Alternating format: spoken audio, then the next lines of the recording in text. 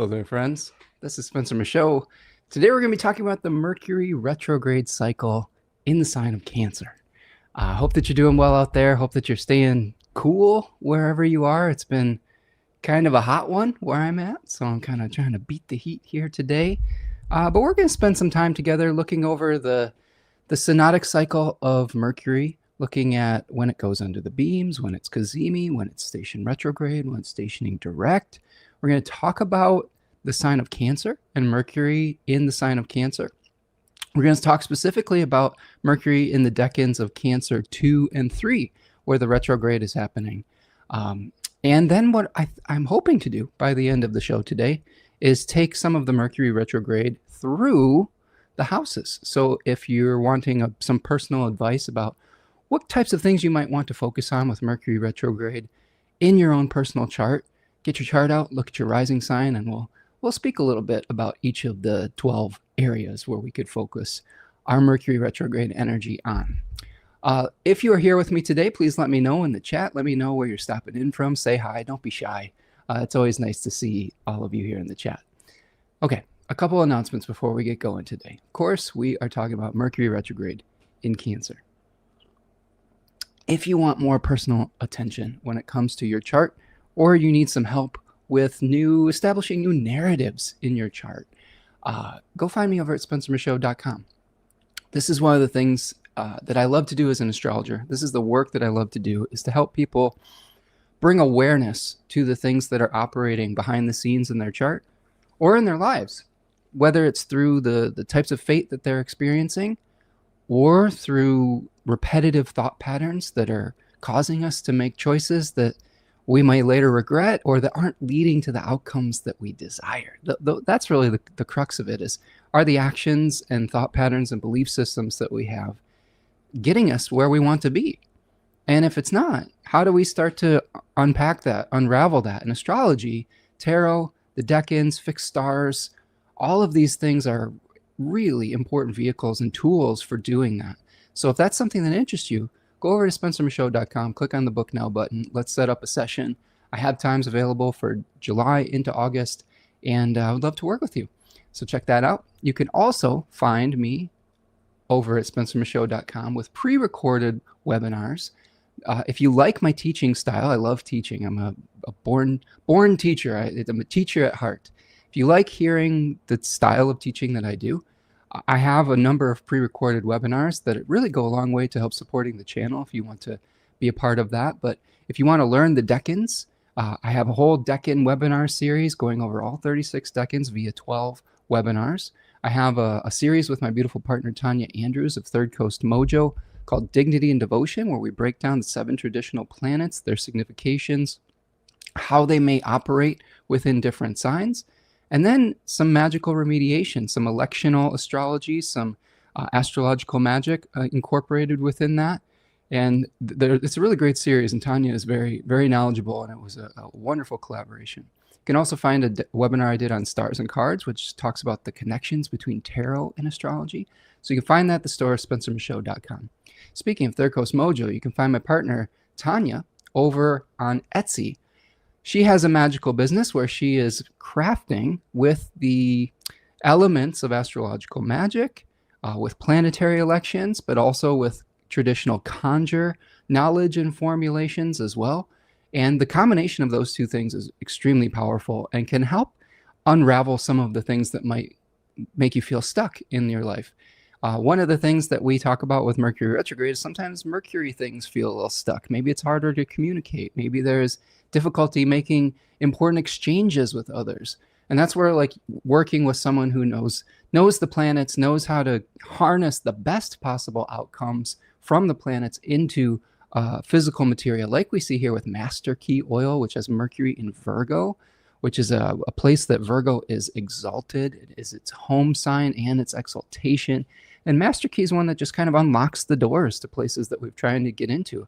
I wore a lot today trying to learn some things quickly around mercurial significations.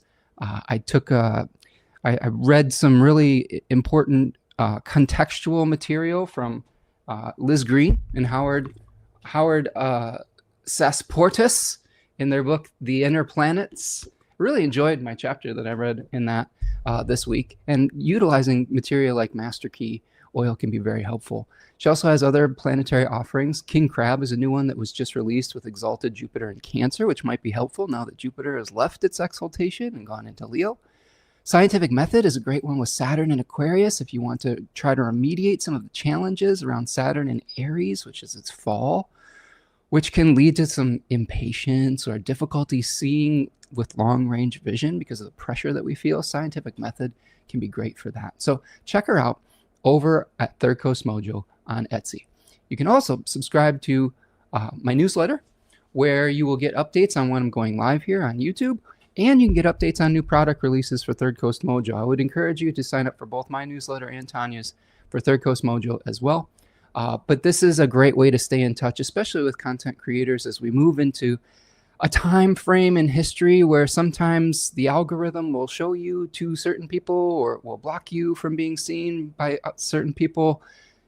Getting right to the source of your creator's newsletter is a great way to stay in touch and to take the power back to the people and to give power back to the creator rather than having them be at the whims of tech oligarchs. All right, so sign up for that newsletter. And if you want to make a donation or a gift to the channel, you can purchase a super chat while I'm live on YouTube, or you can go to buymeacoffee.com and make a donation to the channel that way. It is a great way to help me to continue to do this work, to be able to get the resources I need, like these beautiful books, to do the research and deliver it and interpret it to you and help contextualize it for you so that you can make it useful in your own life. It buys me the gift of time to do this work and this research to be able to continue on with the path that we've chosen here today together. So really helpful that support from the community. Okay. Announcements are done. KP, what's up, KP? Says, hi, Spencer, and all finally able to catch you live. Been looking forward to this. Nice to see you, Karen. Hope everything's going well with you down in Cleveland, Ohio. Cheers to you. Yeah, this will be an interesting one, right? Mercury retrograde. There's a lot of, I don't know, little, I guess, bugaboos about it, like little taboos when we come to Mercury retrograde in the collective consciousness. It's an astrological aspect that a lot of people have heard of, even though they might not know the rest of astrological wisdom. They've heard of Mercury retrograde on some level. So this is one where we can kind of unpack some of the truths behind that, and maybe some of the myths that, maybe the things that make us scared of it for some reason. How do we utilize this in a way that can be constructive, productive, where we feel like we are a little bit more, I guess, in control? Okay, and I don't necessarily mean about controlling our outer circumstances. Sometimes control means that we're working with our inner resources in a way that feels in alignment with our integrity. And I think that's another thing to consider with Mercury retrograde as well. Karen says, definitely feeling it. Sag rising. So it's ruling two of my angles. Oof. Karen, we'll get to that today too. When we break down the rising signs, what I'll do is I'll talk about the topic that Mercury is going to retrograde in Cancer. And then we will take that planet and we will expand it out into what houses it's ruling. So what Karen's referring to here is that Mercury, while it is in her 8th house, okay, in Sagittarius rising charts, it is also hosting both her 7th house of Gemini, okay, and 10th house of Virgo. So 10th house and 7th house topics are going to be connected to the review that is happening in her 8th house regarding shared resources, debt, inheritances, things of that nature. So when we start to connect the dots with that, we start to be able to craft a narrative around it. And those narrative craftings are really important. We'll try to craft the narrative in as positive a way as possible, although we do want to understand some of the challenges that we could face so that we are able to make better choices in the moment. Not only is this Mercury retrograde taking place in one particular sign, but it's hosting the Mars-Uranus conjunction that we're experiencing today into the weekend. So a lot of the severings, cuttings, and separations that we're experiencing can directly be linked back to Mercury in this Mercury retrograde. Complicate is here. This is my twins are Saggy rising too. Nice. Well, hopefully we'll get some some clarity with that, Kate. I hope you're doing well, my friend. Okay, so let's dive into it. And please let me know if you're here in the comments. I want to hear your Mercury retrograde stories. We're getting a little bit of an entry point to Mercury retrograde in the middle of it, right? In the very beginning of the Mercury retrograde. In Mercury retrograde delayed fashion, this broadcast was maybe kind of delayed by maybe a week or two. It's just kind of where it fit within my own personal schedule. But you know, it gives us a little more context because we've already experienced Mercury going under the beams. We are getting very close to the Mercury, or the Mercury hosted Mars-Uranus conjunction. And that can help us be like, oh yeah, that's what he's talking about, right? Because we can see it applied to our own personal lives. And that to me is a really important little bit of information that we can work with. Kate says, with Virgo suns, I do typically see dynamics in their life flow related to Mercury's cycle. Exactly. That's a really important technique in traditional astrology is understanding what's called the guest-host relationship. And a planet that is visiting a sign is like a traveler that is visiting a land or a temple or a different country or a place, someone else's home. And when we know who is responsible for taking care of that person while they're visiting the country, while they're visiting the home, and what is their intentions and what are they doing, right? Like, let's say you're house swapping with somebody, or you're visiting someone and they have an Airbnb. Sometimes they're home and they can answer a lot of questions about where everything is. Sometimes they're off in a distant vacation somewhere and you've got the house to yourself, and they may have an open line of communication to you to let you know where everything is, or sometimes they don't, right? And that can be challenging too. So we really have to make that connection between just not only the sign where a planet's visiting, but the planet that's hosting it. In this case, Mercury is hosting Gemini and Virgo. Tamar Takuya is here. What's up, Tamar Takuya? It says, hi, Spencer. Happy to be able to join live today. Greetings from Germany. Well, welcome, friend. It's been a little while. I hope everything's going well your way across the pond.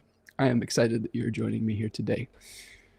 Okay, so let's kind of start unpacking this. And thank you, friends, for saying hi. It really does make me feel like we're connecting, you know, like that I'm not just speaking into the void. So just even letting me know that you're listening and your presence it's really it's helpful and it's encouraging. So thank you. All right, the synodic cycle of Mercury. That is a fancy word, synodic, which is just really referring to Mercury's movement in the sky, its relationship to the sun, which is very important. Mercury generally stays pretty close to the sun, never really ventures more than two signs away, or one or two signs sometimes. And it is, when we're talking about Mercury and its direction, it switches directions more than any other planet. It does a retrograde cycle 3 times a year, generally in the same element. So we're working with some kind of elemental wisdom. In this case, we're working with the element of water. So the emotional realm, the intuitive realm, the connective realm, a relational realm on some level. So this is something that's very heart-centered, that is very like we're feeling this in our emotional body. And we're reviewing these things. And when Mercury goes in and out of visibility, that can be something that is very instructive for when we are feeling more comfortable communicating publicly, or when we have to go into the underworld of our mind, when we go into the subconscious or the unconscious realm to bring something out. This is part of what we're experiencing with this particular Mercury retrograde cycle that is going to come into Cazimi. Is we have Mercury that is in what's called a psychopomp phase. Psychopomp is a fancy word of guide of souls to the underworld or to the land of the dead. In practical terms, what does the land of the dead mean? What does the underworld mean for us? It is a symbol of us going into our past. It is a symbol of us going into the buried deep spaces that we place things that we maybe don't want to deal with in real time, but eventually can never avoid. Sometimes it's the operating system of the of our brains through belief that are operating without us being conscious of it. I've worked with some clients recently where a lot of the discussion that we had was, how do we deal with the three types of fate? Those being Hemarmene, which is the fate that we are born into that is very difficult to change. Like we can't really change our height without extreme effort, or we can't really change who gave birth to us, right? That's Hemarmene. Or the place that we were born is a Hemarmene. That is an unchangeable thing. There are certain events that are fated that we can't avoid no matter what we choose to do. There's the other type of fate, which is called a Nanke, which is roughly translates to ignorance, but that does not necessarily give the entire picture. It really refers to the fate that we create through just being influenced by the planetary, rays, influences, desires, where we are acting without consciousness. To me, a Nanke is almost like when we're acting unconsciously, when we're just acting out the drama of our birth chart without any awareness of what we're doing. And then we have the third type of fate called Pronoia. And Pronoia is the type of fate that we create when we have a conscious awareness and we can try to make a little bit of a better choice, even if the choice is having a different perspective on the Hemarmene that we are forced to experience. Do you see what I'm saying? A lot of times we will experience the type of fate called Hemarmene, the unchangeable fate, and we will resist it. And we will tense up and we will resist and we will try to swim against the current that is happening in our life. That causes suffering, that causes pain, causes suffering, causes us to get exhausted. When we start to flow with the fate that we are experiencing, when we start to make friends with fate, this is the whole tagline for the entire philosophy of our channel. How do we make friends with our fate? And really, making friends with it doesn't mean that we necessarily have to condone every action that everyone does around us. We don't necessarily have to keep doing everything we've always done. It just means that we're coming in alignment with what is possible, with what isn't, and knowing the difference between those two and becoming aware of what we were actually attempting to do and whether the planets are supporting that or not. Okay? Again, there is wiggle room with this. That's why a lot of people practice things like elective astrological magic and things like that to kind of nudge things in the right direction. But it starts with awareness. And magic alone does not create results. Magic sometimes is the catalyst to maybe bring you an opportunity, to unlock a door, maybe to shift a repetitive mindset. But then that allows us to take the practical actions to change our life. And that's where the Pronoia or the grace comes in. So when we're talking about Mercury retrograde, we are reviewing some of our repetitive thought patterns. We are reviewing some of our communication styles. In this case, we are reviewing Mercury in Cancer 3. Okay, so let's take a look at Cancer 3. This is going to give us a little bit of an idea of what we're going through here. I'll talk about that, and then I'll talk about Cancer 2. Got some nice people stopping in that I want to acknowledge. Stellar Renditions here. What's up, Stella? Nice to see you. Hope everything's going well your way. Ani is joining us. Said Sin equals Sun. Mercury, one sign, 27 to 28 degrees. Hands free today. I love it. Ani, it's nice to see you, my friend. Hope everything's going well your way. Tamartaku says things are going well, though I'm feeling that Mercury on my 10th, sending out job applications has been quite an adventure. Ooh, yes. So Mercury hanging out in Cancer, right, in the 10th, reviewing, trying to shift a narrative potentially. So we'll try to break it down for you today. Leanne is here too. Says, hi, Spencer. Hi, chat. Stopping in from the UK. Hope everyone is well. Nice to see you, Leanne. Hope everything's going well with your way across the pond. I like that we've got some people here today. This is sort of the last, just not to make it personal, but this is the last broadcast before my birthday. So it's kind of like I like celebrating with all of you. Like it's sort of like a little early birthday celebration. My birthday is next Tuesday, so we'll celebrate together here. I love having people in the chat, though. It feels like an early birthday present to me. Okay, let's talk about Cancer 3. We've got Mercury retrograde in the third decan of Cancer. And we are dealing with a decan that is related to, let's get a better banner here. Let's make sure we're So we got Mercury in Cancer 3. There we go. All right, there we go. Mercury is retrograding in Cancer 3, which, if we look at the tarot card, tarot gives us a visualization. The decans are a 10-degree section of the zodiac, for those of you who are new to the decans. It's every 30-degree sign is divided into further 10-degree sections that show us sort of a beginning and a middle and an ending of a story that is playing out. And here we see sort of the ending of a story that began in Cancer 1 with a passionate recognition of something that we care about and want to nurture, with mutually beneficial exchanges, with trying to get the bodily needs satiated, the emotional needs, the nurturing needs satiated.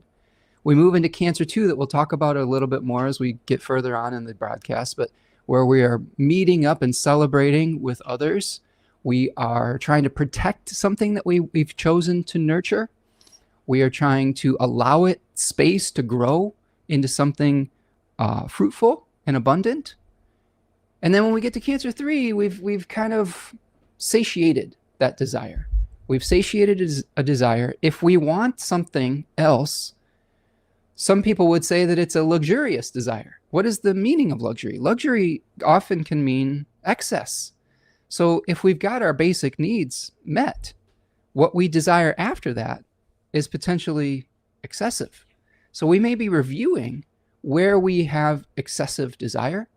Maybe it's excessive desires for material things that we want. Maybe we desire excessive nurturing in a relationship. Maybe we desire someone's time, and they don't have that to give. There's a scarcity versus surplus kind of energy in this decan. So you have themes related to divine discontent. You see someone who is refusing that fourth cup from the hand of the divine. They've had enough. They're already full. Okay, they're folded up. Okay, surplus versus scarcity. We say, I've had enough. I've had enough cake today. I don't need more cake. More cake will make me sick. More time will make me sick. More anything will make me sick. We have themes of apathy, jadedness, and boredom in this decan, where if we've got our basic needs met, sometimes we're like, this isn't really giving me the same satisfaction as it always have. I'm jaded. I have enough. I've done this over and over and over again. I'm bored with this. So we might be asking questions because something in our life has made us feel jaded. Maybe we feel emotionally saturated in some level where we're just like, we can't take on anymore anyone else's feelings, anyone else's drama, whatever it might be. That's why we have Hesed in Bria, which is the Kabbalistic tree of life, Sephira, related to the tarot, okay, on some level. Hesed is a Jupiter Sephira, so expansion, too much emotions. Bria is that world of emotions, that watery realm, right? So we feel emotionally saturated in some area. Luxurious taste and feeling overstuffed, we've talked about that. And the point of diminishing returns, I think that's a great way of contextualizing this. Like I said, some things that are pleasurable at first eventually become something that can be toxic if we have too much of it.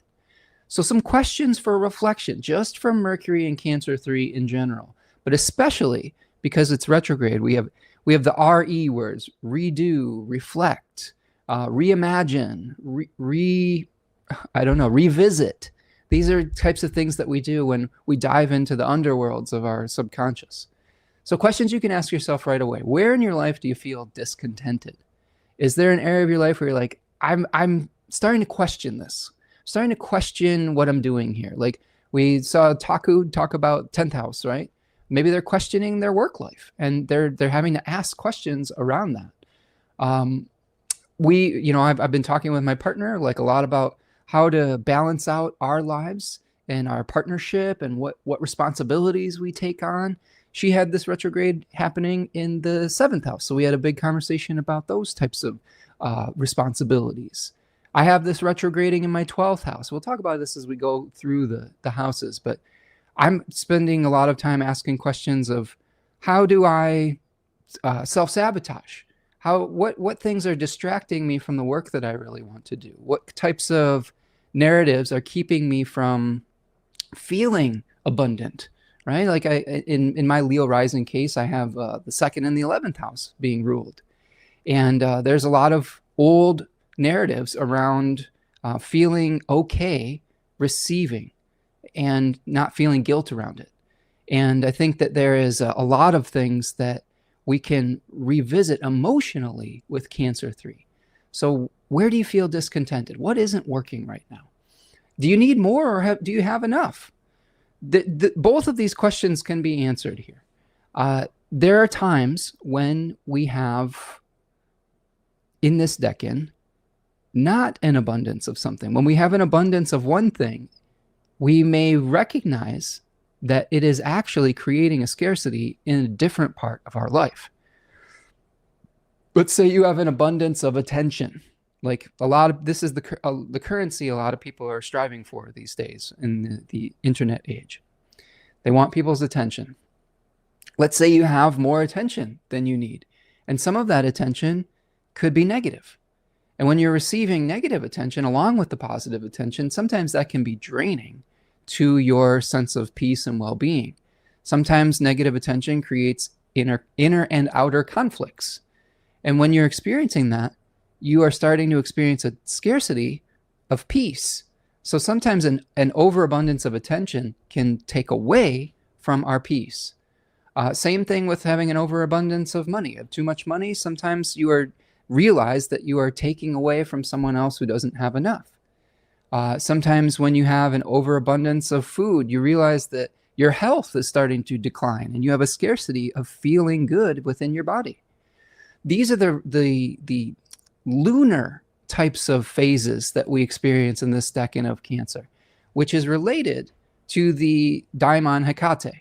And Hecate, being the spirit of this decan in the 36 heirs of the zodiac, a fragmentary text from the Hellenistic era, talks about a triple goddess, right? A goddess of the crossroads, where she was able to bring things into being, but she was also a goddess that took things out of existence.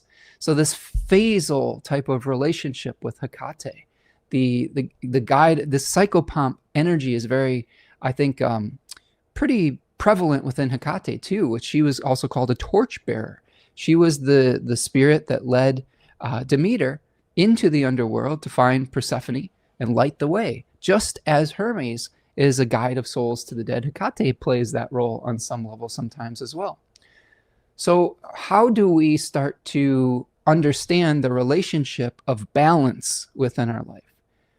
I feel like all the later decans, the third decans, sometimes can show us an imbalance with the element that we're working with, an overabundance of that quality. And here we have something where we're understanding that with an abundance on one thing, it can automatically create a scarcity in the other. That's Taoist wisdom too. The excessive part of the yin-yang symbol contains the seed of its opposite, whether it is light or dark. Same thing is true when we're experiencing an excess of lack.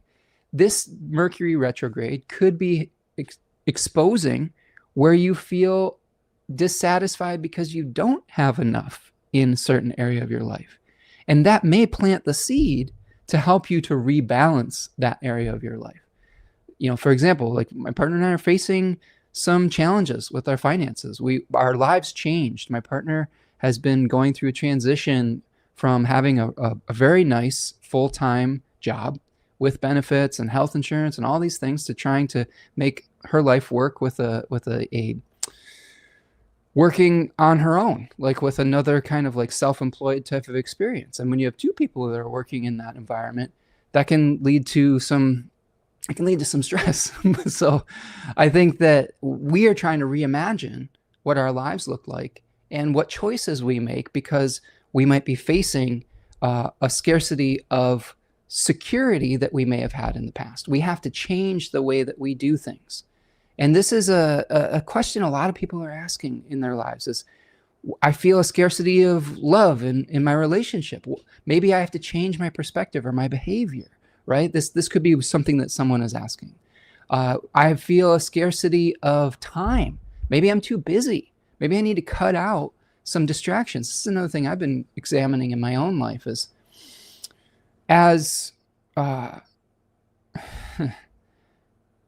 as consistent as I've tried to be with my career and my business and like with this channel, I'm not immune to distractions. And I'm realizing that, post 2020, post pandemic, post everything going online, post the increase of distractibility with social media, with the increase of the nefariousness of the algorithms to try to draw and retain your attention through positive, but mostly through negative means.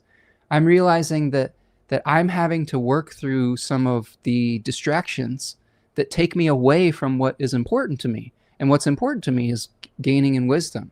What's important to me is reading the books that I have on my shelves, the lifetime worth of books that I have. What's important to me is spending time in my garden and with my family, and spending time with my clients and with my students, and being of service to my community. All of those things can be distracted from by the attention suck that are our phones, that is social media, that are all those things. So these are some of the things that I'm trying to work through and thinking about severing when it comes to the Mars Uranus in Gemini area. So I want you to think about, when we're talking about excesses, what might lead to a severing that can restore some balance in your life, because there might be some shocking things that you're ready to release in this Mercury retrograde because you're feeling a lack or an excess in some area. So do you need more, or have you had enough? This is part of the question we ask. Mercury is a planet that destabilizes. It casts doubt. It is the question asker in a lot of ways. What do you do with your surpluses if you have more than you need? How can you make someone else's life better by sharing your excess?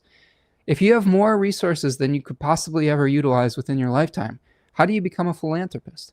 If your house is full of things, like let's say it's full of clothes that you don't wear anymore, and those clothes are making you feel bad about yourself because they represent a previous size, shape, or time in your life that does no longer exist. They're just wasting space in your closet, blocking you from the types of clothes that would make you feel good in your current body, in your current situation, in your current life. The beauty of that is that those clothes that are no longer appropriate for you may be perfect for somebody else. And if you let them go, you are helping to create a filling in of scarcity for somebody else. Do you see how this exchange works? If we have an excess, we could be the vehicle for alleviating the scarcity for someone else, just as someone else's excess could help us alleviate our scarcity. I feel this very intensely in my neighborhood, which it has a bit of a gift economy built into it. There is a curb culture, a curb score culture in my neighborhood, where people understand that if they put stuff out on the curb, it's going to be gone within a day or so. And they will post on the neighborhood Facebook page or wherever saying, hey, here's something out on the curb. And people are like, oh, that looks really cool. I need that. I don't have that thing. And then you have this beautiful exchange between neighbors. Things stay out of landfills. We have, things that are recycling around the community, which I think is a great way to be. So what do you do with your surpluses? Is this the lull before a new breakthrough? I think that's a really good question to ask, because as a person who has Mercury retrograde in Cancer 3 natally, I can't tell you, friends, how many times I have felt a dissatisfaction, a discontent, like the figure in this card, okay, before a big breakthrough, where I'm just tired of this. I need to get re-inspired. And this discontent feeling happens right before I experience something that just fills my heart and my soul up, right? So that feeling that you're feeling, that jadedness, that I'm over it feeling, could be the precursor to something beautiful coming into your life. So that can lead you to questions of how do you break through, right? How do you reconnect with a passion? And that transition from Cancer to Leo can speak to reconnecting with a spiritual passion rather than just trying to get physical needs satiated and met. So asking ourselves, what comes next? What are we trying to do next within our lives? Okay, let me check back in with the chat here. Let's see. Oh, thanks, friends. We got some nice birthday wishes here. Says happy early birthday. Thank you, Karen. Appreciate you. Thank you for that. Ani says, I was referring to the Mercury retrograde cycle. Happy birthday. Thank you, friends. Yep, July 7th. I'm a July 7th Cancer 2 sun. I'm going to be 46 this year. It's time keeps on ticking. But, you know, it's good to be able to celebrate another birthday.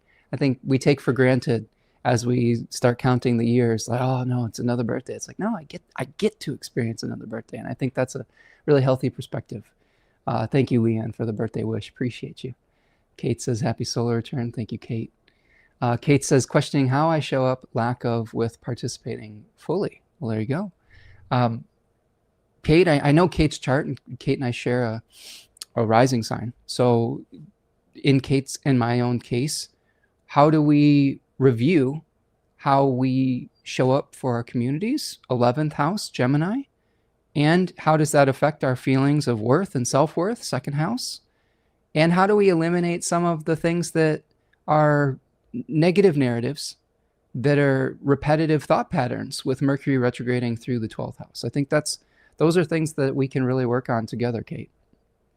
Taku says, yes, you're correct. Mercury is making me reconsider my current career path. There you go. It's because Taku is experiencing this in the 10th house, which is related to our careers, or just our public actions, praxis, they used to call it in ancient civilization.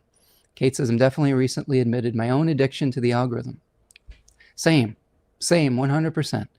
And not just to the algorithm.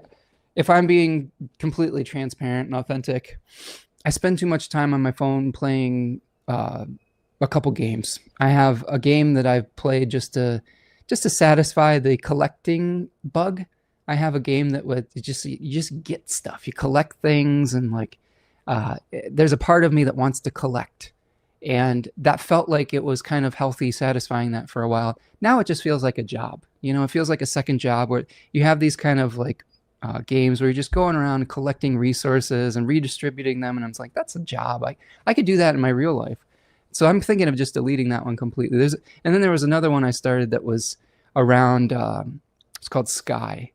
That one's a little bit more nefarious. And I say that insidious maybe, because there's a strong social element to it. It's not just going around and collecting things, which you do, but there is a whole like, look at this cool outfit that I got. And like you show it off to your friends, and you could talk to your friends, and there's instruments involved. I bought a saxophone. I went around in the game playing Careless Whisper. I learned how to play Careless Whisper on the saxophone on this game, which is stupid. But you know, there is friendships that you build up. And that part of it is nice. There is those social relationships. But what happens when you're spending more time in that fantasy world than in your real world responsibilities? What happens when it is an avoidance of your real world responsibilities rather than something that is an oasis from that? And that's a question to ask, the surplus versus scarcity. I think in that regard, I've started setting limits for myself. I've made real friends playing this game. I've built some relationships with people all over the world, which I value. But there comes a time where you have to say, okay, I can play this for 30 minutes, and then I stop, I set a timer, and I'm done. Do you see what I'm saying? It's easy to get lost in these distractions. It's easy to get lost in the alternative realities. And this is coming from someone who has this Mercury retrograde in the 12th house, getting lost in a liminal space. Our phones, video games, alternate realities are liminal spaces. So this is something that we're questioning and maybe needing to sever to restore some balance. Kate says, as a fellow Leo rising, we may be realizing our 12th house self-undoing related to overuse of social media, exactly, and of like escapist things like games or things like that. We're reevaluating how we cope with the things that we don't want to deal with in life, myself included. I'm a very sensitive soul, and the suffering that we are experiencing in the world right now is overwhelming. And when we are bombarded with it 24/7, sometimes the only way to restore some sanity is to turn down the noise and turn down the volume or go somewhere else temporarily. The key is you have to come back. Remember when let's say we have Odysseus going into the underworld. Not Odysseus, Orpheus, excuse me. Got my O's mixed up. Orpheus going into the underworld to rescue his love, Eurydice, right? And he has to come back to the real world. He can't stay there in the underworld. And he can't keep looking back to the past or he's going to lose it completely. He has to keep looking forward. The key is we can go into the underworld sometimes. We can go into the liminal spaces of our lives. But we have to be able to come back to reality. We have to be able to ground these experiences back in our real lives. And I think this is going to help facilitate some of that process for us. Kate says Mercury retrograde in Cancer seems like a good time to change our environments to adjust mental health needs. Yes. And Kate, I have a couple things I want to suggest. I'm not sponsored by this company, but I have had some real amazing success with these Loop 2 Switch earplugs and Loop Dream earplugs. And I just want to show you these, friends, because I've talked in the past about being very sensitive to externalized environments. Cancer as a sign is very sensitive to all of the things in its environment. I feel hypersensitized to things. And in the past, I have gotten very anxious and frustrated and angry or disappointed or overwhelmed by all the sensory information that's coming into my life. Noise, smells, temperatures, and noise is one that's a real problem where I live. I live at a stoplight. I live in a neighborhood that is noisy. There's a lot of motorcycles around. There's a lot of just neighbor noise. And I had to start asking the question, how, instead of trying to control every single external factor in my environment, how do I start to take back my own experience of those external factors? And I bought these little, they're called Loop Switch earplugs. And they have 3 different settings that you can switch between. One allows you to continue to engage with others, where it's less filtered. One is very filtered. And oftentimes what this has done for me is it just helps eliminate some of that background noise that can just really be difficult to ignore. A lot of people, especially neurodivergent people, like if you have ADHD, for example, little sounds in the background with normal functional brains will be able to filter that out. Sometimes when we have ADHD brain, we can't filter out those background noises. We're extra sensitive. So people on the autism spectrum have issues with this too. And being able to filter that out and focus on the thing, it's kind of like putting those blinders on. It helps you take back some of your experience of your environment rather than just having to control everything in your environment. And that to me is extremely empowering. I have felt so much less anxiety and so much less grinding of the gears since I've gotten both of these. I have a pair for when I sleep too that are a little bit more comfortable when I sleep. They're called the Dream ones. They're a little bit squishier. They have some memory foam elements. You can see them here. Okay.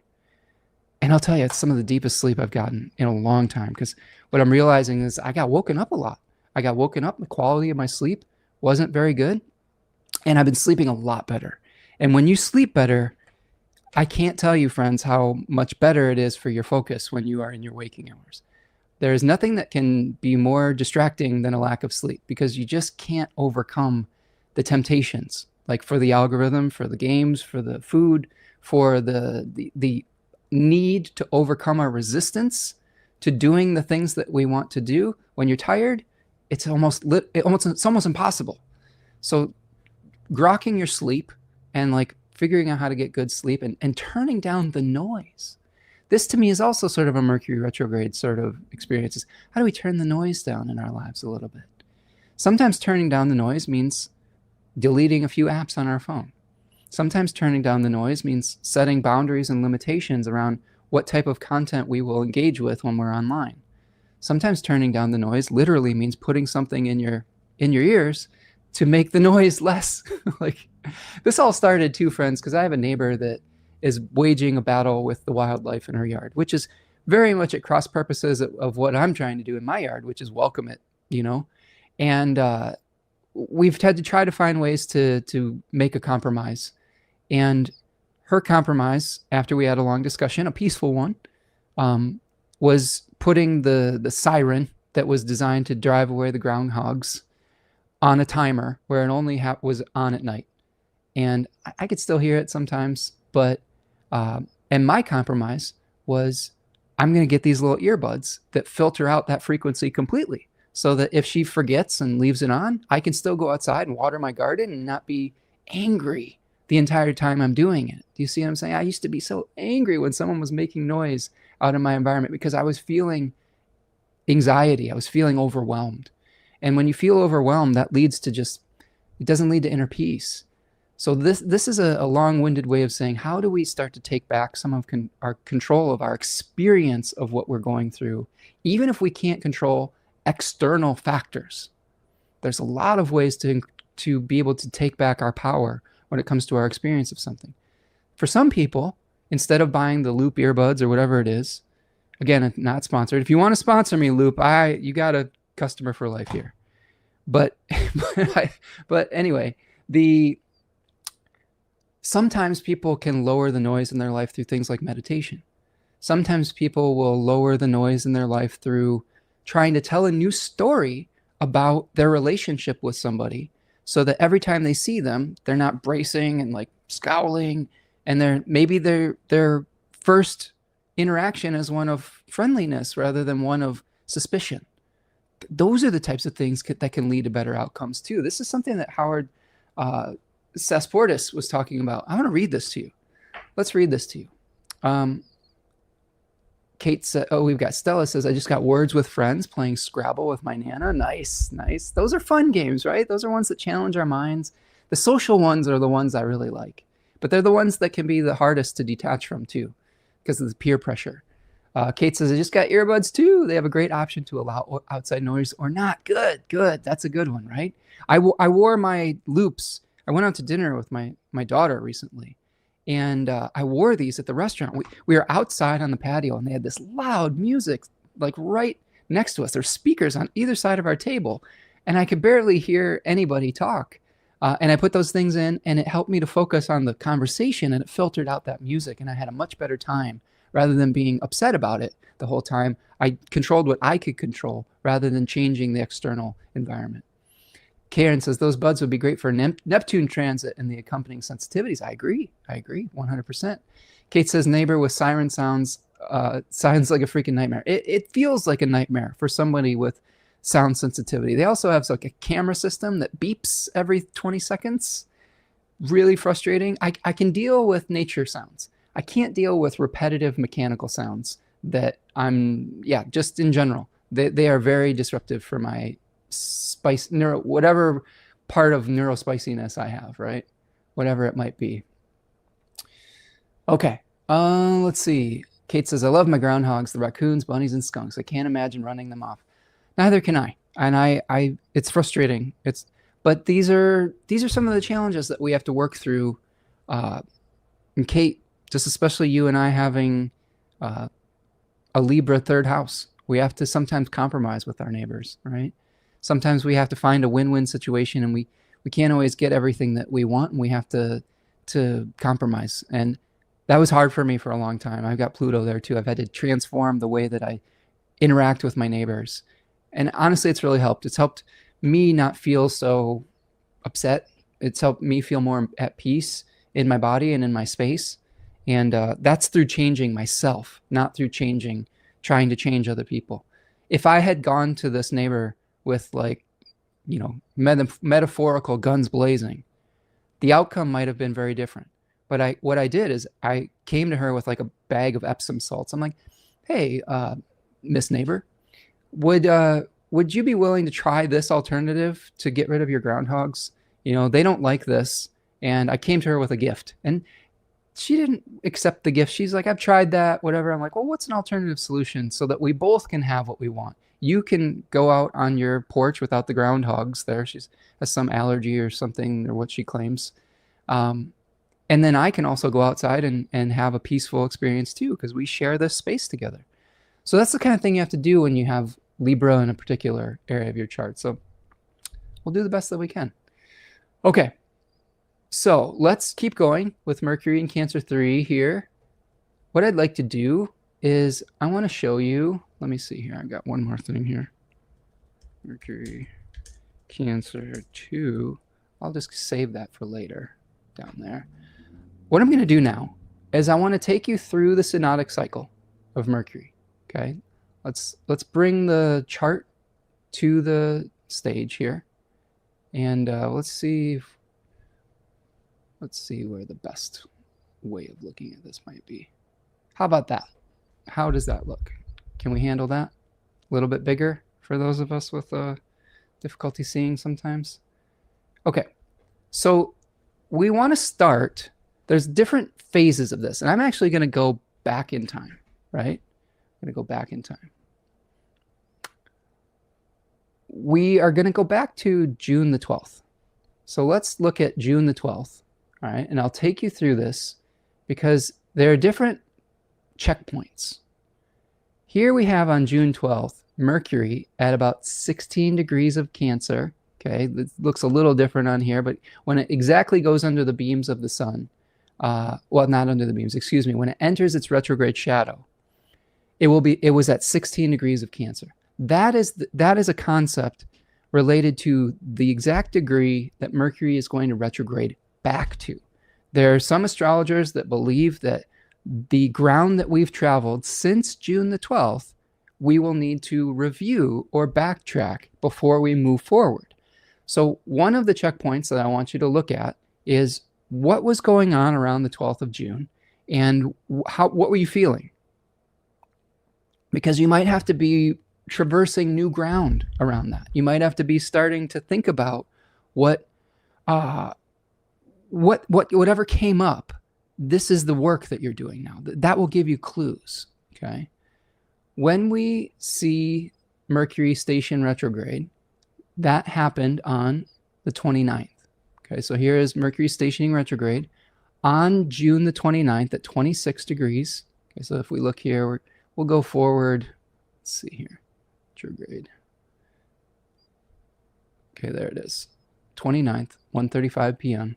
26 degrees Cancer.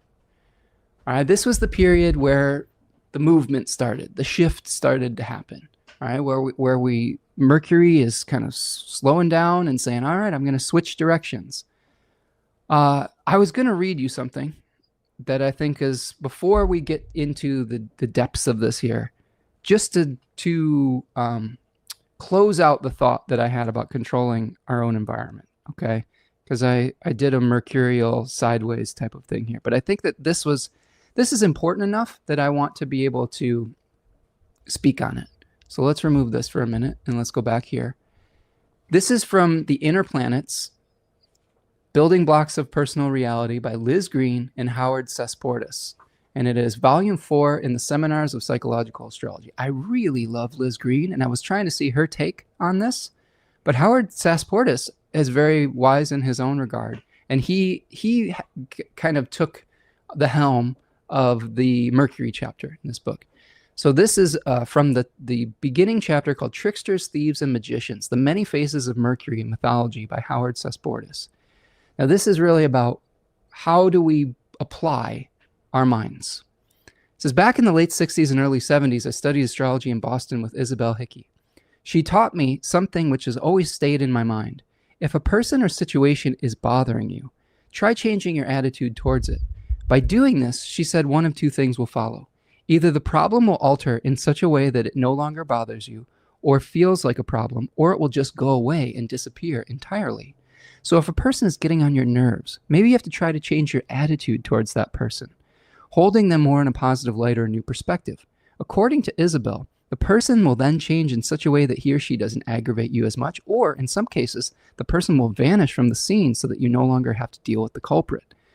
The rule is that if you alter your attitude, you alter the whole situation. Such is the power of the mind, the power of the mental plane. As Rosicrucians are fond of saying, thoughts have wings. Over the years, I've followed Isabel's advice on numerous occasions, and I was amazed to see how frequently it works. You should try it yourself with something in your life which is bothering you. But I do have one condition and one stipulation to add. I'm not sure if it is always appropriate to try too quickly to rid yourself of things that are worrying or upsetting you. This smacks of running away from a situation that could offer you valuable lessons or insights. It might be more useful to your psychological growth or development if you first took the time to explore why a person or situation is pushing your buttons or triggering off your complexes. This is really an important statement for Mercury retrograde, understanding the why behind something. Where were we? So rather than immediately trying to do away with the source of your irritation, you ought to go inside or into the underworld, right? And ask yourself such questions as, why am I reacting in this manner? Does the person represent a facet of my nature which I find loathsome or embarrassing? And therefore I'm irked to see him or her behaving in that way? These questions can help you probe into what Jung would call your shadow. By honestly examining your reactions to a problematic person or situation, you can learn a great deal about repressed or denied aspects of your nature, which need to be brought into the light of consciousness and worked on. In this sense, the person or circumstances which are bothering you have something important to teach you. To alter your attitude too quickly as a plot to rid yourself of the problem could be seen as a psychological cop-out. Nevertheless, I still believe that there are times it is right and useful to apply Isabel's suggestions, but by trying to fulfill previously mentioned conditions first. Let's see. Okay, so how do we change our minds, right? How do we understand that our thoughts are creating these narratives, that our thoughts are creating beliefs, that sometimes the experiences we had start to become transformed into beliefs? Those could be said to be lunar on some level. Maybe that we have things that we experienced in our environment. Maybe we have things that we experienced in our past that eventually we internalize our ways of coping, our ways of protecting ourselves from further hurt and trauma. And when we have Mercury retrograding in Cancer, we get to re-examine those traumatic experiences and the behaviors that they have ingrained within us. I often tell the story on this channel about my relationship with money in the beginning of my life, witnessing a family that owned a business in Chicago that subsequently fell victim to their desire for more and more and more, and ran the company into the ground by abusing the company resources and fractured the family relationships because of their greed. That was juxtaposed by being raised also in another family. I went back and forth between two households that were extremely frugal, that were extremely dismissive of that excessive lifestyle, and the being ferried back and forth between those two environments. One family would like buy you something on a visit. You'd go back to the other family and they'd say, why did you get spoiled like this? They just spoil you every time you're over there. Give me that. I'm taking that away. You go back and they're saying, why did they take that away? You deserve this. And it's just this back and forth. And it causes a complex of like, am I allowed to have anything ever? Am I a bad person if I have anything nice? Like, those are the types of questions that we have to unravel in our psyches to be able to feel comfortable moving forward. This is just an example of my own personal journey.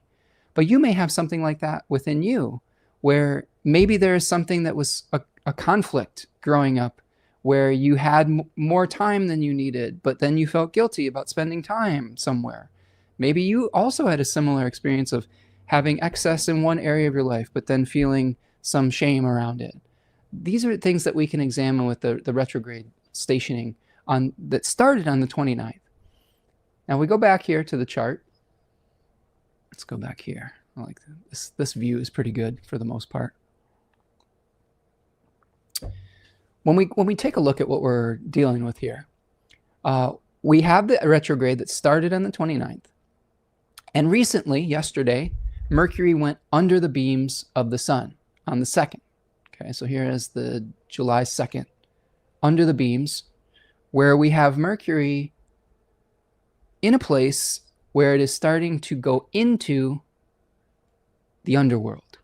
where Mercury becomes invisible in the sky, in the evening sky, right? Mercury was called an evening star because it was rising after the sun, and it became visible at night when the sun set. Now Mercury, as it is apt to do, has gone invisible. It is working behind the scenes. It is a messenger. It is an intermediary between worlds. It is very comfortable in the liminal spaces. So Mercury is entering into the liminal space. And oftentimes when Mercury goes under the beams or emerges from the beams and become visible again, they would call that a moment of phasis, an omen that is speaking. In my own personal experience, my partner and I yesterday had like a, let's vision what we're going to do for the summer into the fall, like one of these planning meetings. And some things were revealed where it revealed some imbalances in our life and in our relationship to resources and our relationship to each other. And it revealed some things that we need to work on as a partnership, and we are committed to working on. And it is probably the impetus for changes that will come at the Mercury cazimi and when Mercury emerges from under the beams. But sometimes what happens is a breakdown when you get to Mercury retrograde or Mercury direct under the beams. It is the breakdown of an old cycle, especially in the retrograde phase. It is the planet taking to its sickbed. It's the realization that maybe what you've been doing isn't working. You know, for us, it was a realization of like, you know, we're just not getting the return on the investment of time and resources that we are hoping for that will allow us to take care of the responsibilities we have in our life. It's not that we don't enjoy our life. It's not that we don't enjoy our work. It's that we might have to make adjustments to all of these things on how we spend our time, where we're putting and investing our resources and time and energy, how we are showing up for our communities, how we are showing up for the exchanges of time and information for the resources that would pay for our mortgage and things of that nature. Those are all things that you can have, hopefully, peaceful discussions about with your partner or your family, that sometimes you have to go through the gates of hell to do that. Do you see what I mean? I mean this metaphorically. I mean this like you have to go past Cerberus, the three-headed dog. You may have to navigate those spaces gracefully with skill, so you don't become consumed by them. And I think that the experience we're having this week is identifying some of the things that might be getting in the way of balance, happiness, peace, of having enough, or having, you know, being able to share what we do have and then have a balanced reciprocal relationship around it. So really think about this week if there was some breakdown that happened, or if there were questions that were being asked that were difficult questions. Sometimes these questions aren't fun. When we identify a scarcity or an excess, you know, when we identify something that we are doing too much of that's making us sick, it's sometimes it's hard work to stop the addiction. Sometimes it's hard work to change the patterns. You know, like one of my biggest problems as a Taurus moon type person, and quite frankly, as a Leo rising, as fixed rising person, when I get ingrained in a habit, it's very difficult for me to change. For example, I've been doing these live streams, friends, once a week, generally, between an hour and a half and 4 hours of material for about 8 years straight. And I will take a break maybe once every 4 months. And it's very difficult for me to change the way that I do the work that I do. And on some level, I think the work is valuable, and that's why I keep doing it, because I like what I do. But in changing times, in algorithmic suppression times, you might have to try some new things. So if you see me trying some new things on the channel, maybe some shorter form content, maybe some kind of, I don't know, membership system or Patreon thing. I know I've been saying this for a long time, but it really just has to happen just for my survival. It's an experiment, right? It's an experiment. And how can you, in your life, start experimenting with whatever has come up over the course of this past week? Whatever has started to break down. You might get some really important information when Mercury cazimis on the 12th. So this is the next part of the phase. So we have the breakdown phase going under the beams. Mercury is getting ready for a rebirth. It's the breakdown of the old cycle, okay? And then on the 12th, you could see here at 20 degrees of Cancer, we have the seed of the new cycle being planted. Cazimi means in the heart. The sun is, when it's under the beams of the sun, Mercury is having the dross of the old cycle burned away.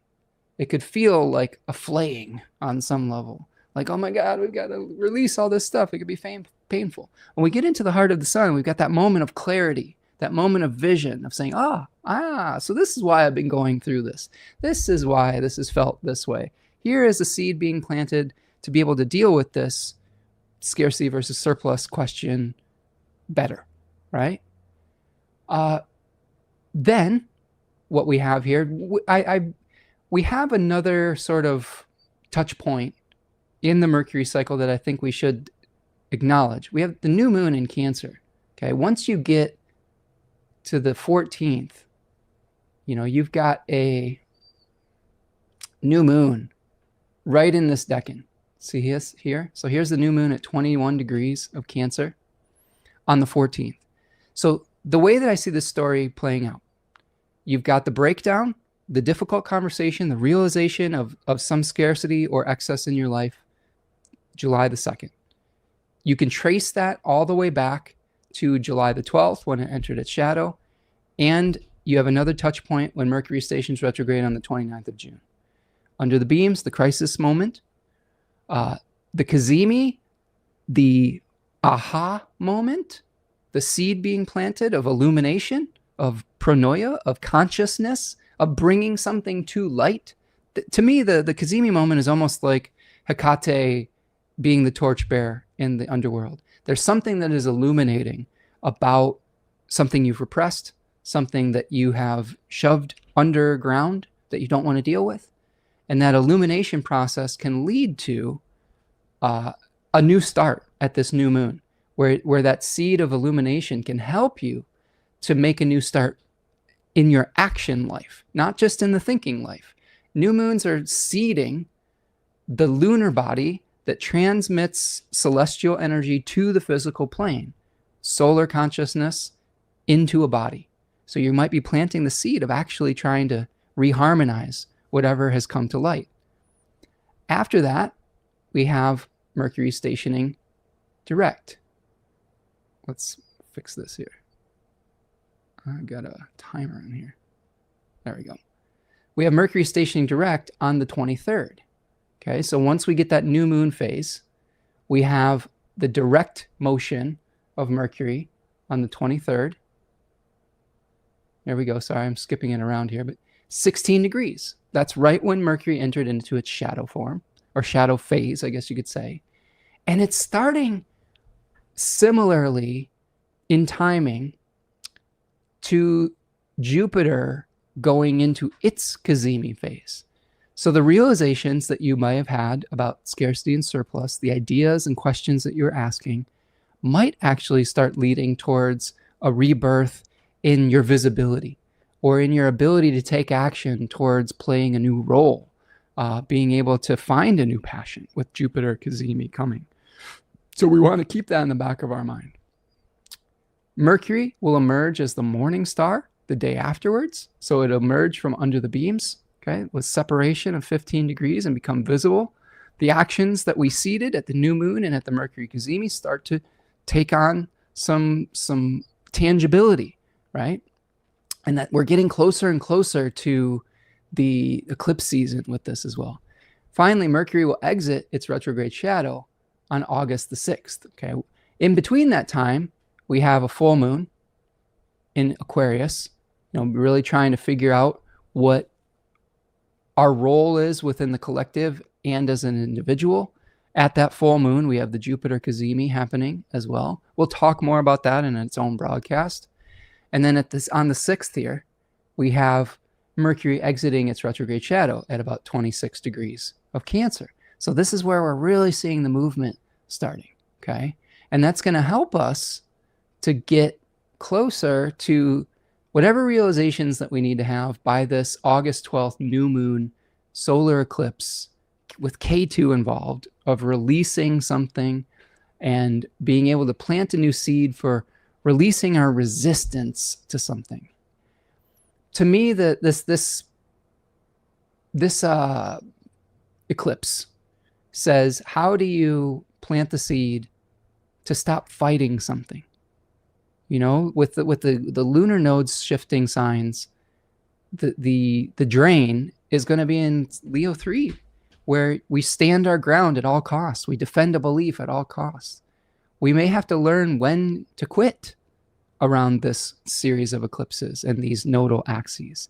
When do we let go and say, I'm going to give up my individual desire, subjective perspective, a belief that I'm defending at all costs, to move on to something that's more appropriate for me in this time frame, this life, whatever it is, this phase of life. So you may get some realizations about that when Mercury exits its shadow, preparing you for the eclipse energy. Okay. Let's see. Yes, I said I had the book. Yes, I did. A great strategizing moment, Kate says. Yeah. The new moon. Absolutely. I agree. That's a great time to set intentions with this Mercury retrograde, as is the Cazimi.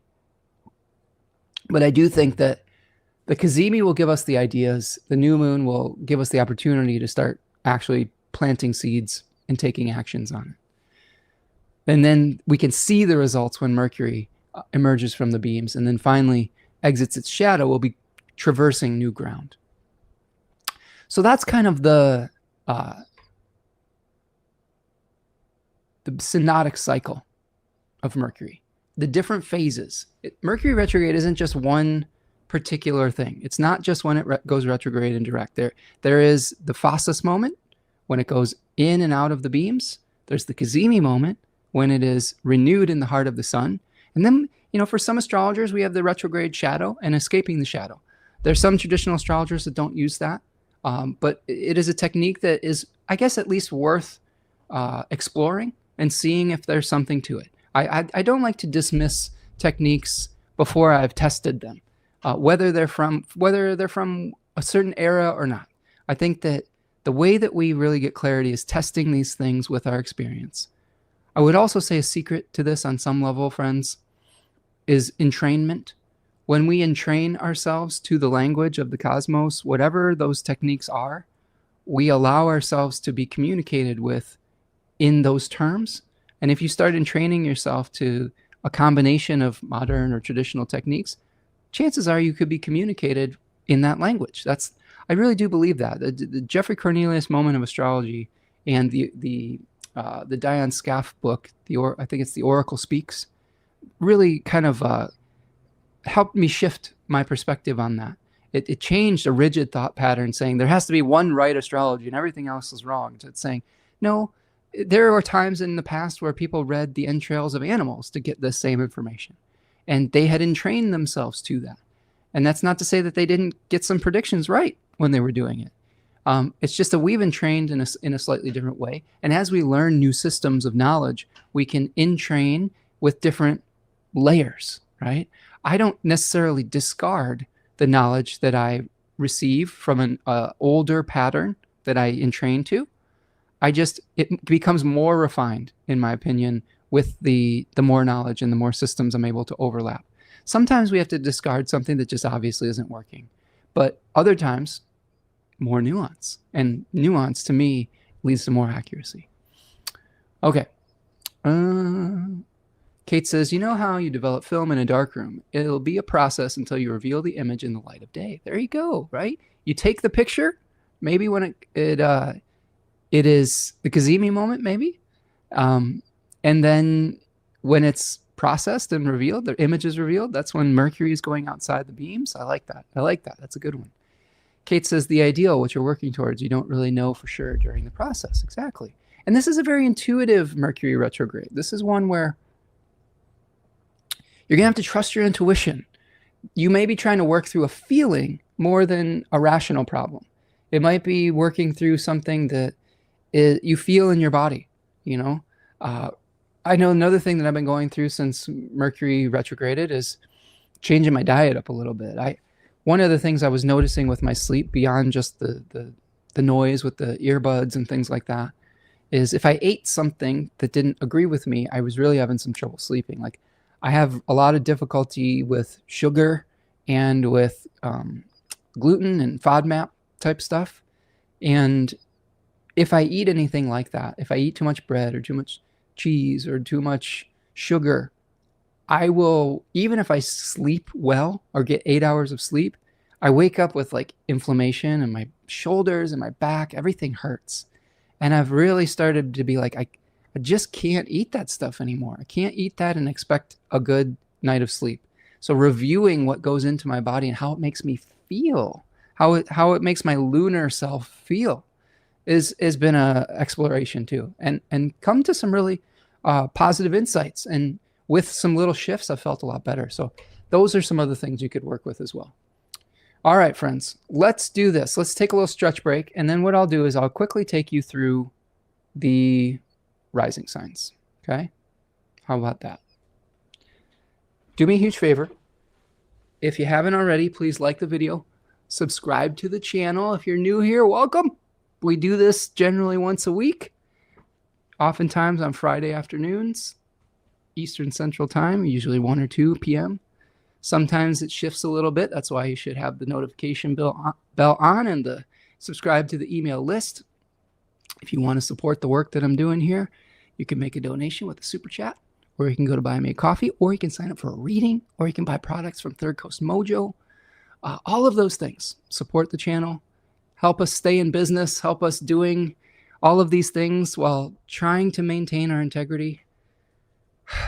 This has been my cross to bear, is how do I navigate a world that feels like it is becoming increasingly enshittified, and where we're being asked to do more and more things that are out of alignment with our values to survive. Some of that due to wealth inequality and kleptocracy and things of that nature. It's something that I question a lot. Like, how do we live ethically in a world that is asking us to do unethical things?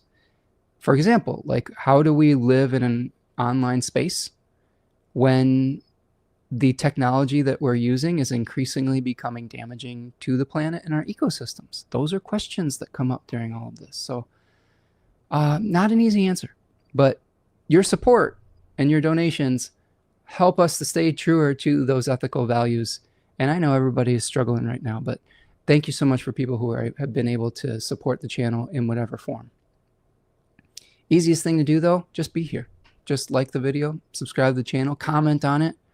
That helps too. So cheers to you, friends. All right, let's take this through the rising signs.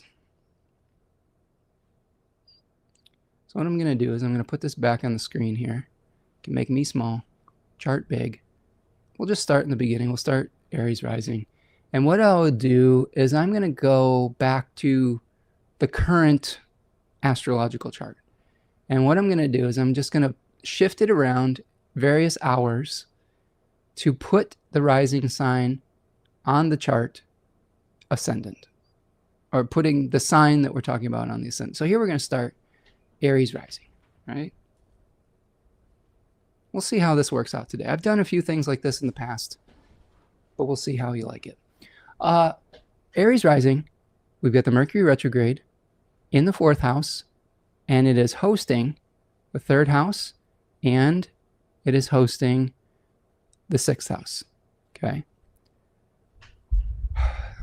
Just a couple things that stick out. Aries rising has Saturn moving through your 1st house right now.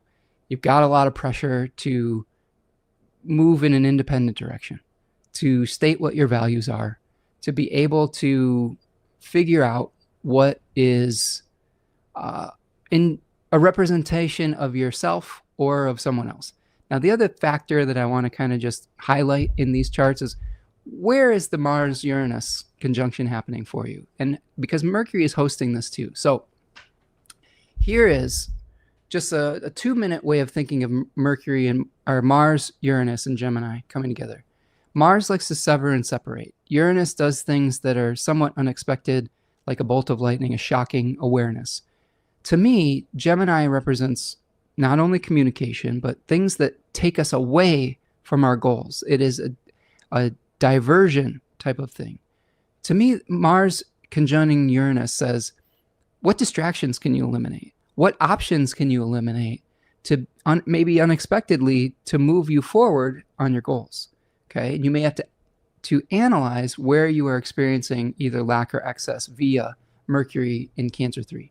So for Aries rising, you have Mercury retrograding through your 4th house related to family history, roots, your living situation, your parents, okay? And you could be reviewing how you deal with feelings of dissatisfaction in that area and asking questions about that area of life. And it will have an immediate impact on your 3rd house related to siblings, neighbors, intuitive wisdom that arises from within rather than from an orthodox spiritual tradition. Like that house is also associated with the heretic. It is also going to have an effect on your 6th house, which astrologers would talk about as a place of misfortune that is random. Could be injuries or illnesses. It could be work that you are doing behind the scenes that you're not getting a lot of credit for. So to be able to make shifts in your daily habits, your routines, your intuitive wisdom, in relationship with siblings, neighbors, in ways of pursuing education, and in regards to potentially your health, you may have to ask some questions about your living situation or how you are taking responsibility with your family members, with your parents, etc. And you could be feeling a lot of pressure to act on your own volition with Saturn in Aries.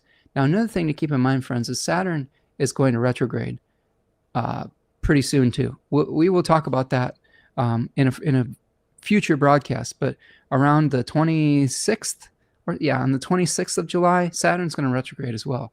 So for you Aries rising, Saturn is going to bring some things up for questioning as far as who you are as an individual. Okay. Let's see. Misinformed Emotions says, I missed information about the groundhog, having issues with them, and mice. Misinformed, the earlier story was me dealing with a neighbor who was having groundhog issues and them putting a perpetual noise device on to drive them away that was driving me crazy. And me, instead of lashing out or,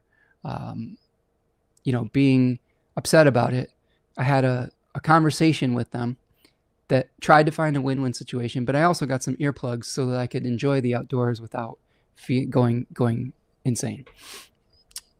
For context. All right, let's go to Taurus rising. We're not going to spend too much time on each sign. We're just going to give you a little overview. And let's clear the decks here, and then we'll go to Taurus. Okay, so here's Taurus rising. Now everything starts to shift over. All right, so here we have the Mercury retrograde in the 3rd house, and it is hosting the 2nd, and it is hosting the 5th. Now, one interesting little thing is that Mercury will have a line of sight to the Virgo house, but it doesn't have a line of sight to the Gemini house. It has a secret relationship potentially via Antisha, which is sort of like a secret relationship between the planets. But it doesn't have an open and direct line. And that's kind of important because we have the Mars-Uranus conjunction happening where the things that are going on with Mercury aren't necessarily conscious, but there is a secret line of communication potentially between them. So with Taurus rising, you are reviewing your relationship to siblings, your relationship to daily habits and routines, which is a 3rd house signification, okay? Like the short journeys that you take in your life all the time. You may be reviewing your trusting your own intuitive wisdom, your own goddess wisdom. 3rd house was called the house of the goddess, the joy of the moon. It could be where you're receiving intuitive messages from the divine that aren't necessarily spoken to in an orthodox spiritual tradition, and you could be going through some kind of issues with that. that are having an effect on your narratives and your stories related to your money, your resources, your self-worth, your values, which are second house significations, and potentially your creative process. Maybe this is related to your children. Maybe it's also related to sexuality. It could be related to how you seek pleasure in the world. I would say also Taurus risings could be asking a lot of questions about their friendships, their personal friends.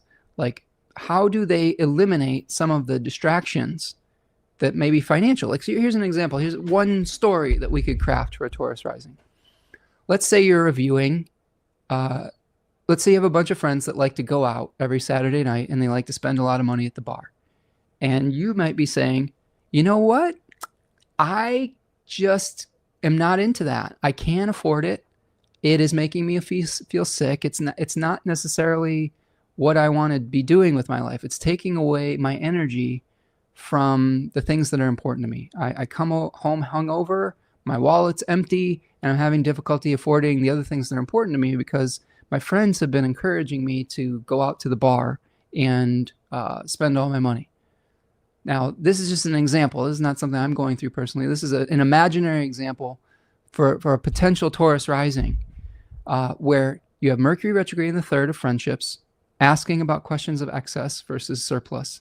You have Mars and Uranus in the second, cutting out a distraction or cutting out something that you might normally use to self-soothe, and also reevaluating with the South Node in Virgo in the fifth house, how you seek pleasure.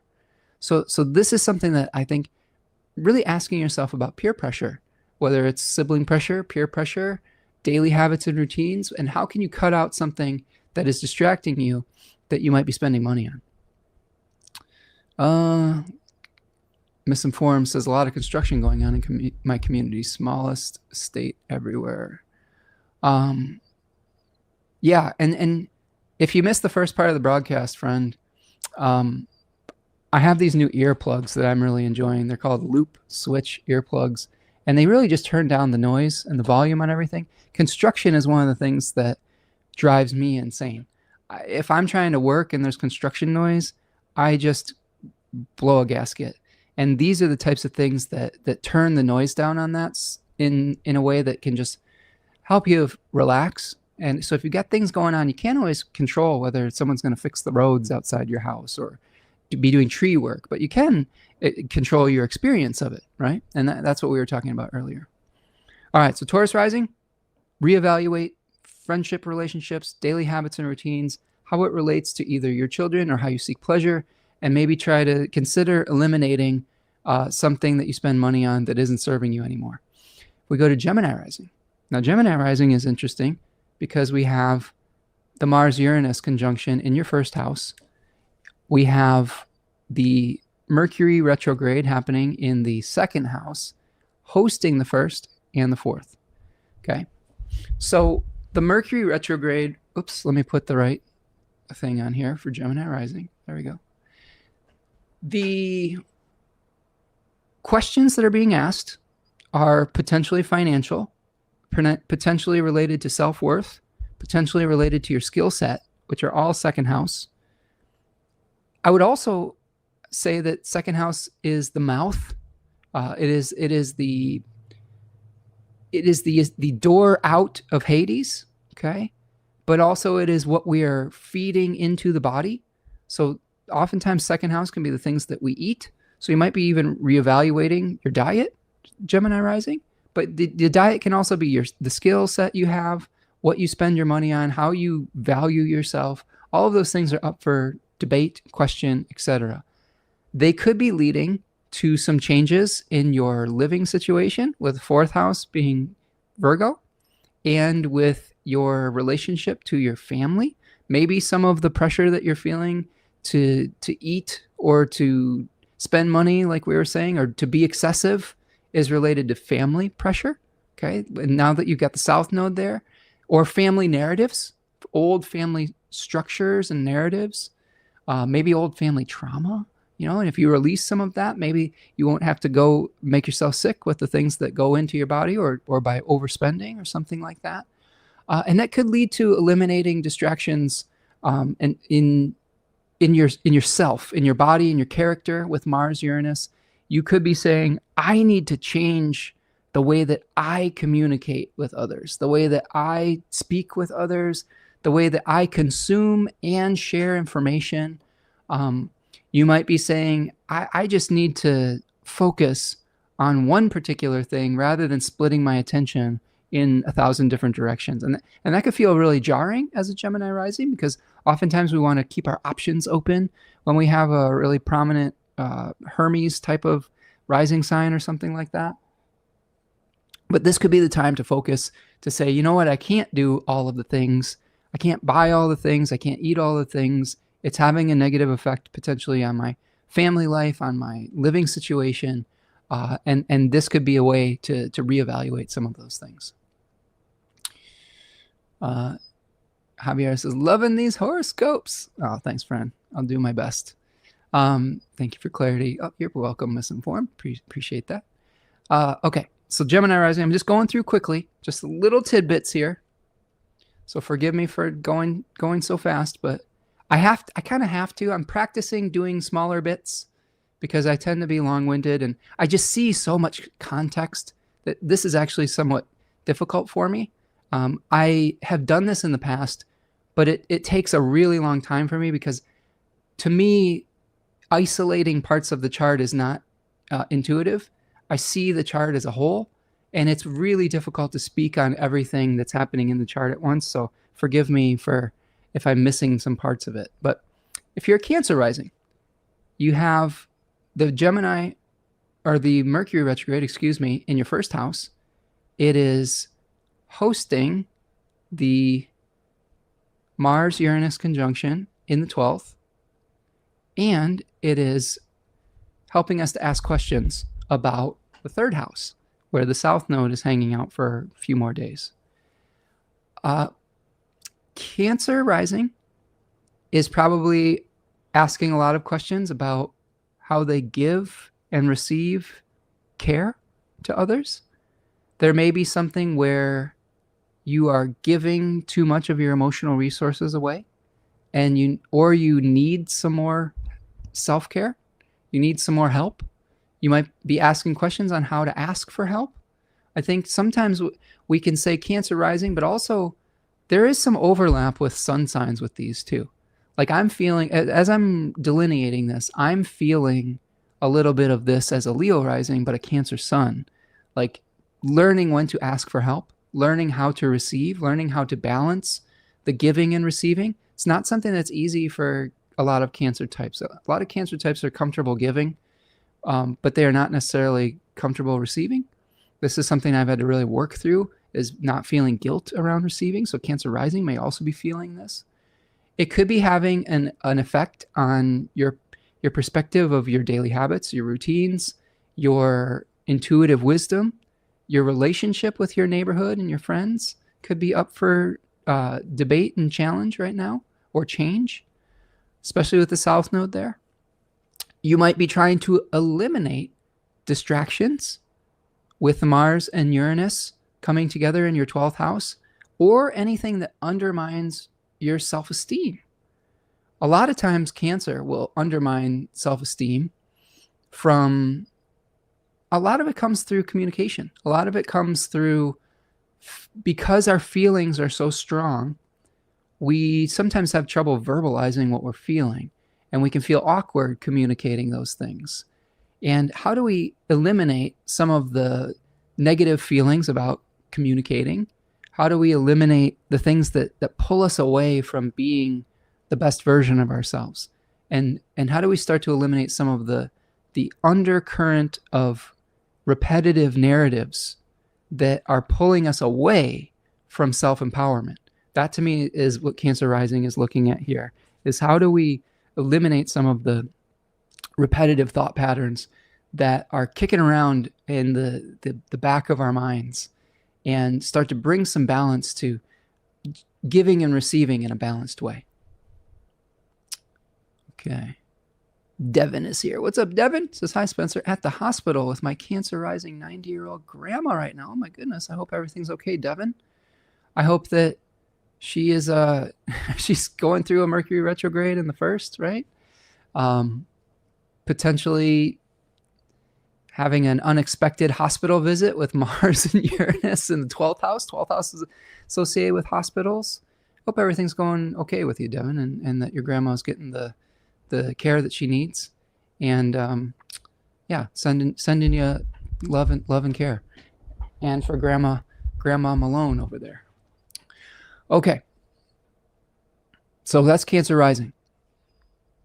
Let's move on to Leo rising. Leo rising, put Leo on the ascendant and change the banner. Leo ascendant, I say we because it's me and you and Kate and some other folks. We have this Mercury retrograde happening in the 12th house, hosting the Mars and Uranus conjunction in our 11th, and also influencing our second house resources, money. Leo rising, really asking questions about how we engage in the liminal spaces in our life, how we are dealing with any distractions that may come from our communities, whether our relationship to the societies and groups that we're a part of, whether we have negative belief patterns around our finances or around fitting in with a group. I've been kind of mulling around a potential opportunity to get involved in a group organization for a teaching opportunity. And I'm having to work through some of my own negative self-talk around losing freedom, if that makes sense, by being part of a group. Those are questions that could come up as we're going through our Leo rising experience of this. I know as a Leo rising myself, I'm asking a lot of questions about my finances. With the South Node there, draining out resources that would have been supporting me in the past. And friends, I've been doing this work for like almost 8 years now in a similar form. And it's just changed. Like the algorithms changed, the world has changed, attention spans have changed, corporate tech has changed, AI has changed things. Sometimes the algorithm would serve me up to hundreds and hundreds of people doing the same exact thing that I'm doing now. That is where the numbers are reduced by a significant portion. I don't think I'm doing anything differently than I did. It's just circumstances have changed. So when that happens, you have to ask questions like, do I need to change with the changes in my environment? Okay, so that could be related to finances with Leo rising. It could be related to your involvement within your society, within your group. You could be making a split from a group. There could be something where you're unexpectedly severing ties with a community or something like that.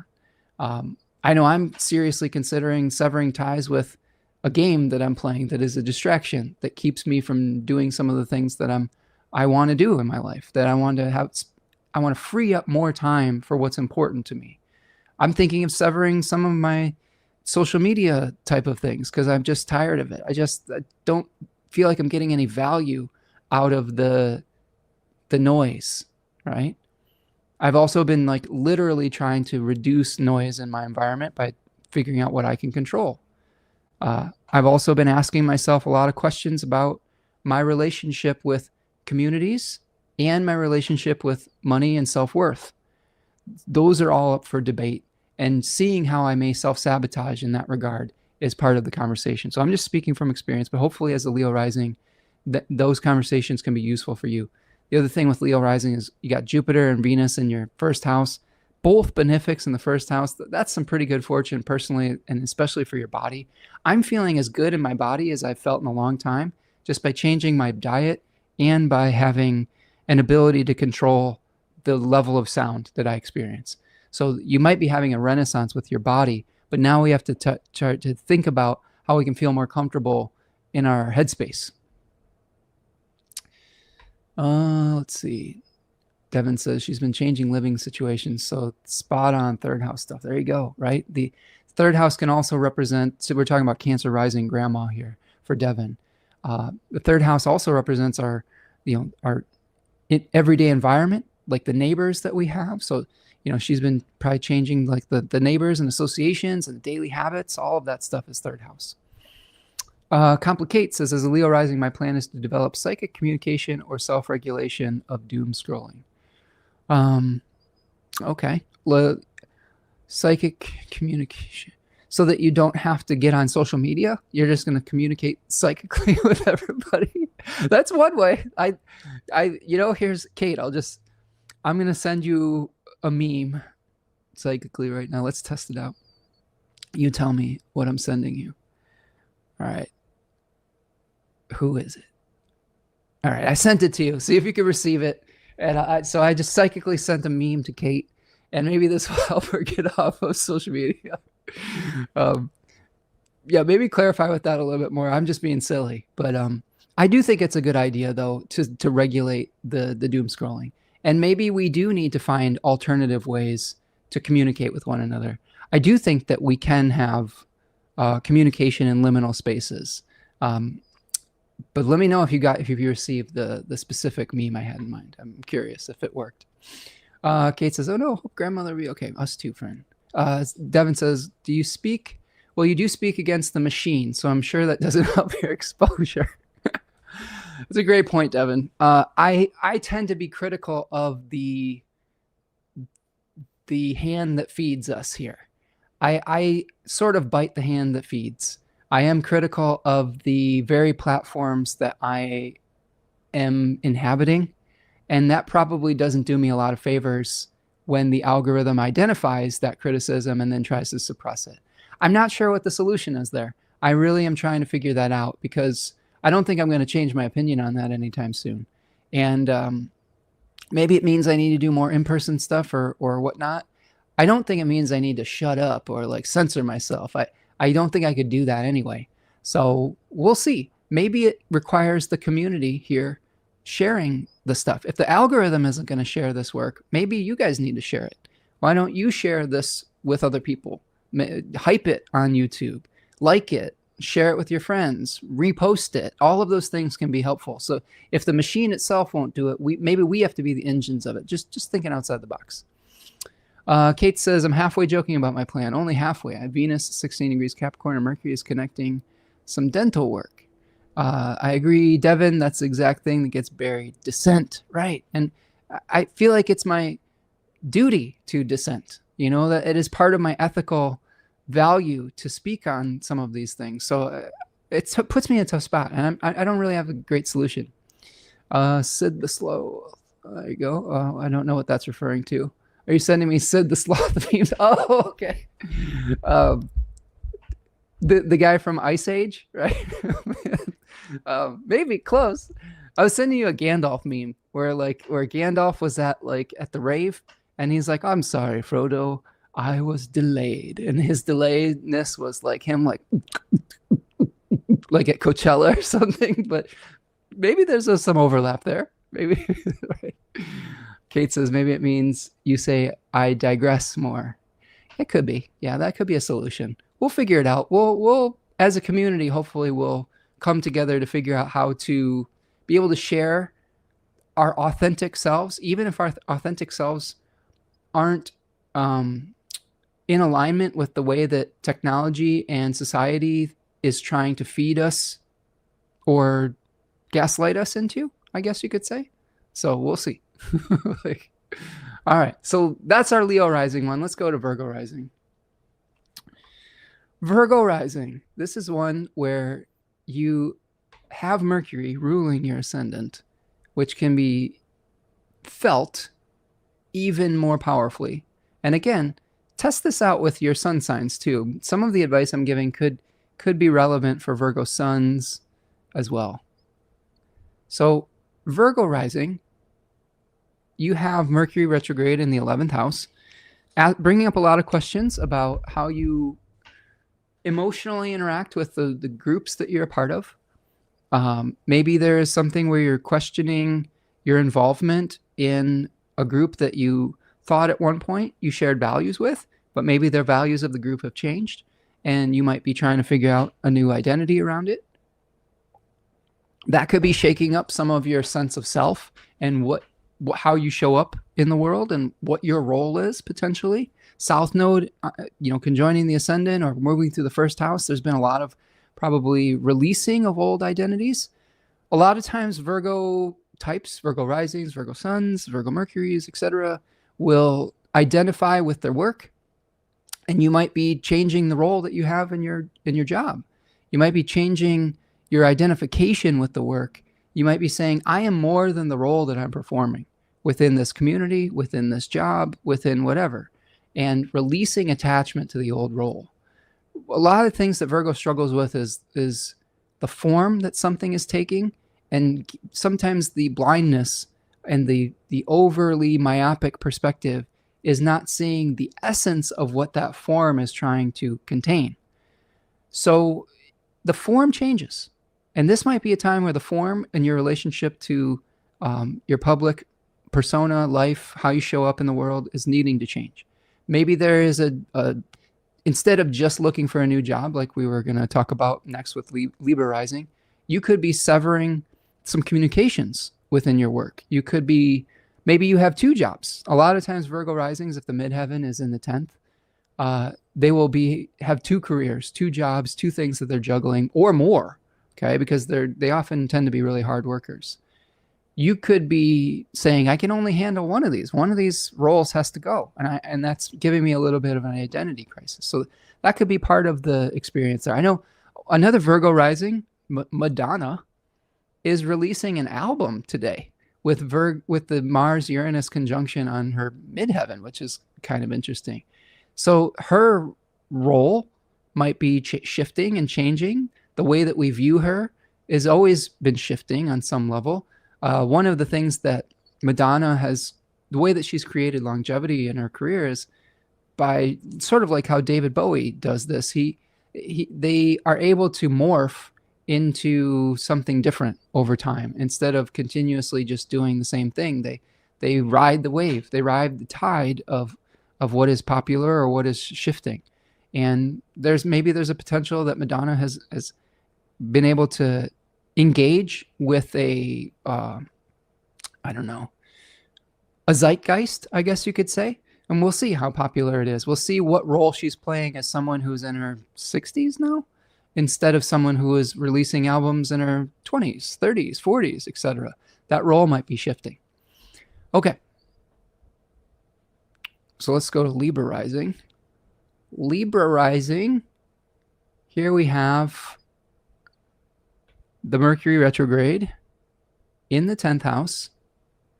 It is hosting the Mars-Uranus conjunction in the 9th and hosting the 12th house.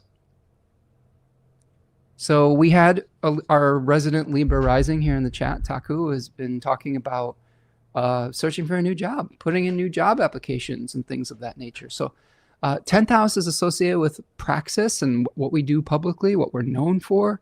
Our public reputation could be changing. I believe our friend Devin also is a Libra rising, so there's also things going on there. It could be about reevaluating how you show up publicly. Could be trying to find a new job. It could be asking questions about your role and taking on the mantle of leadership and responsibility. It could be helping you to reduce fears of inadequacy, okay? Because you're questioning how much you give as a public person, how much you are receiving. And with Virgo in the 12th house there could be this feeling of, I don't have enough skills. I don't have enough information. I don't have enough wisdom yet to do something out in this field.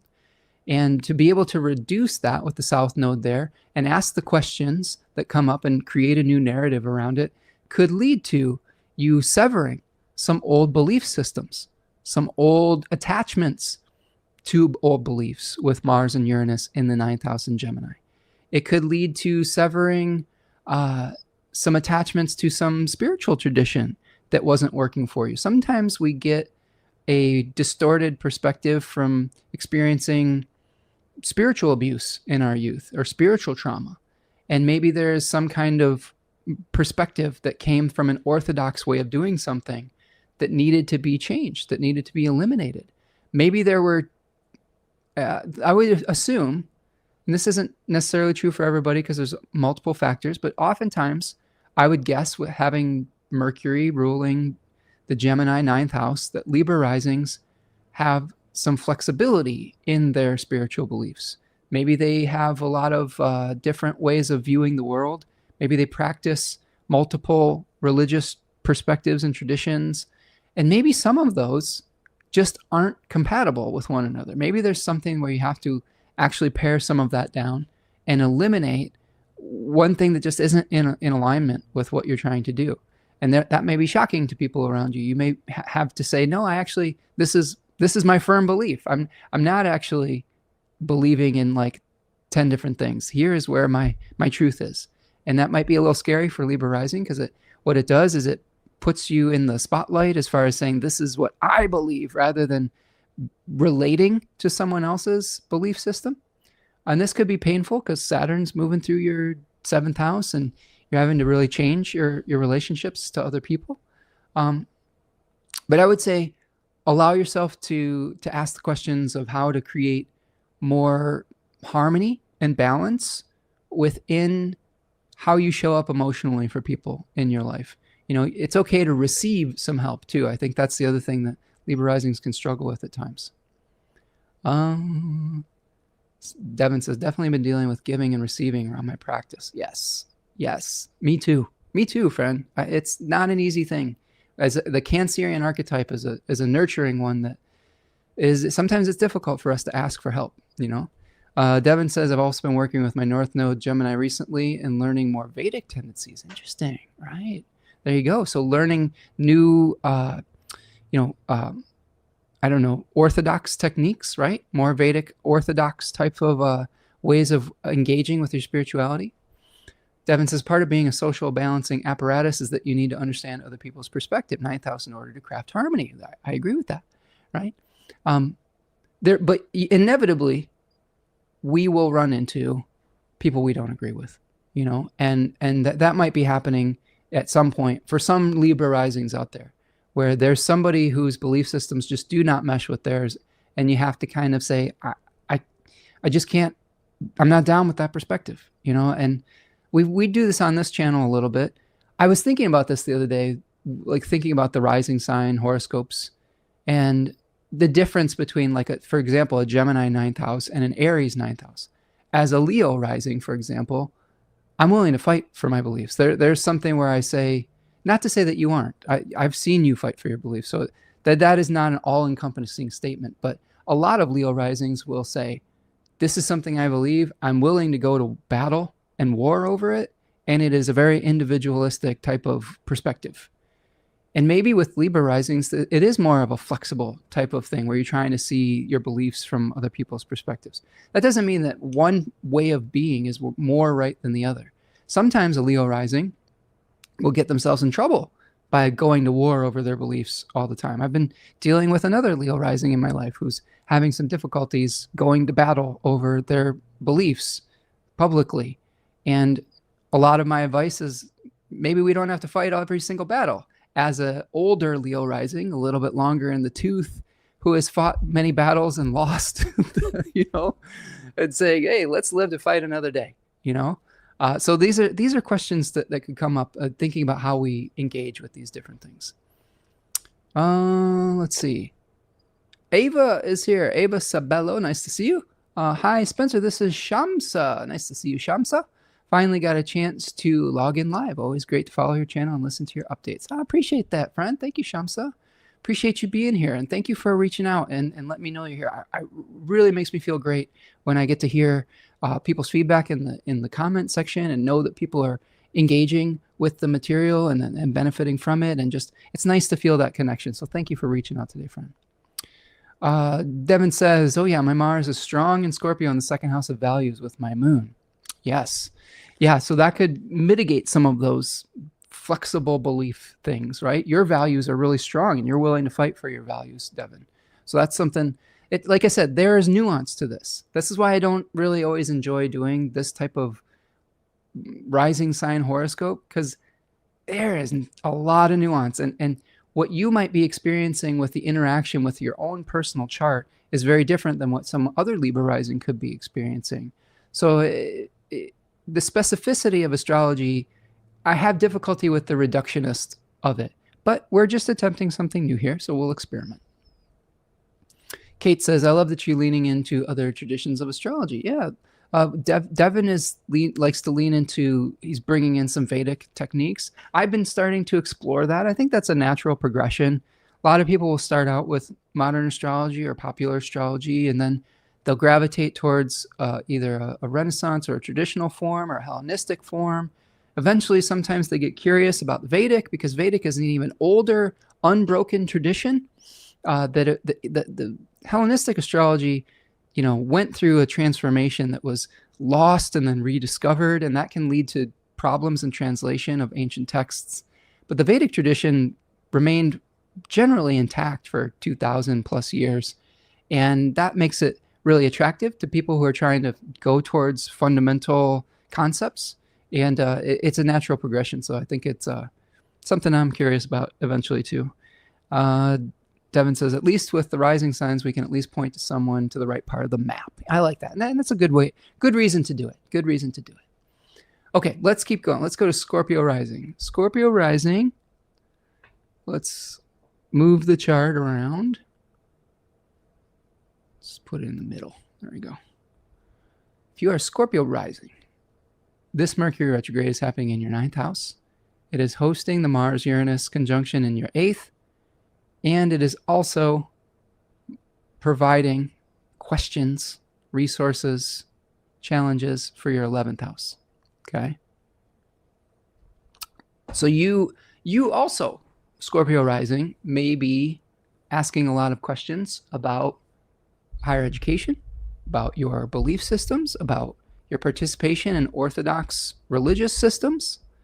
It could be about your strongly held, almost religious beliefs around taking care of others and around nurturing, and whether you're giving or receiving in a balanced and harmonious way. This could lead you to making some cuts in the way that you support other people or in the way that you are supported. It may require you to be either more independent without receiving benefits from someone else, or it could lead to you like saying, I'm not going to support you in this way. Do you see what I'm saying? This could also be leading to conscious discussions about your involvement in groups or in people that you share belief systems with. You've probably had to release your attachment to some friend groups or to some professional groups in the recent past, potentially. But you do have the two benefics moving through your 10th house that are leading to maybe some new starts, some new visibility, and things of that nature. You might have to eliminate some of the debt that you have too with the Mars-Uranus conjunction in the 8th house. There could be a realization that you have to sever a credit that is dragging you down, or like a credit card debt or something like that. You say, you know what, I need to get rid of this credit card debt, or I need to refinance this mortgage or something like that. That could be something. 9th house is also related to the legal system. So there could be a legal case that is being reevaluated around this time that could be severing your financial relationship with somebody else. That is another thing to look out for if you are Scorpio rising. Sagittarius rising. Okay, Sag risings. We have some Sag risings here with us today that we were speaking to earlier. We've got an 8th house Mercury retrograde hosting the Mars-Uranus conjunction in the 7th. Okay. And we have it hosting the 10th house of Virgo. Okay. So 8th house, shared resources. Again, giving and receiving, emotional nurturing. Questions of abundance versus scarcity coming up in the 8th house. Questions around inheritances, around debt, around loans, all of those things. This is Sagittarius rising. Sorry, I'll switch it over.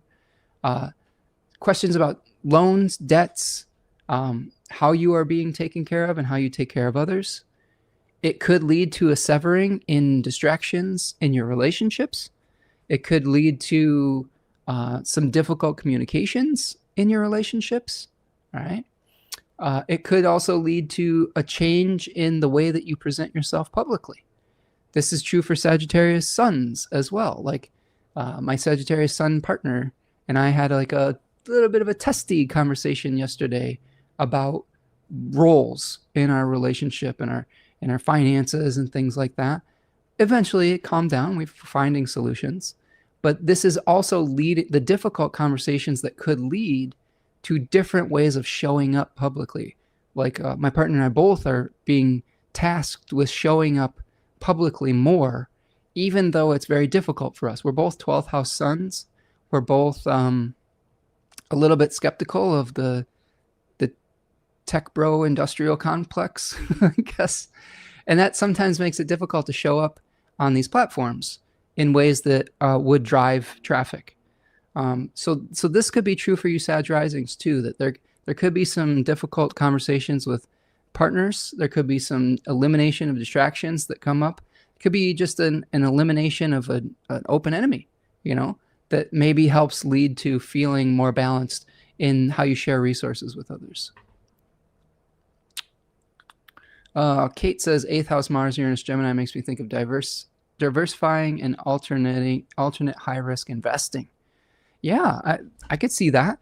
You don't want to keep all your eggs in one basket for sure. So that could be asking a lot of questions around that as well. I could see that being part of the equation. Absolutely. And yeah, this was part of a conversation that I was having yesterday too. How do we diversify where we're bringing in income or things like that? Like, it's a good time to ask questions about how we get our needs met. I think that's the thing. And if you can keep it civil and if you can keep it productive, and if you're having trouble, if something gets out of control, if things get heated, I know just in general, it's been just like literally very hot and people have been very uncomfortable where I'm at. And that just makes everyone's tempers flare a little bit easier and makes the fuse shorter. How do you know when to take a time out too? Like this was something that was really important in my relationship, is when we started to butt up against a brick wall in our communication, we finally just had to say, let's take a time out. We're not going to solve this all in one day.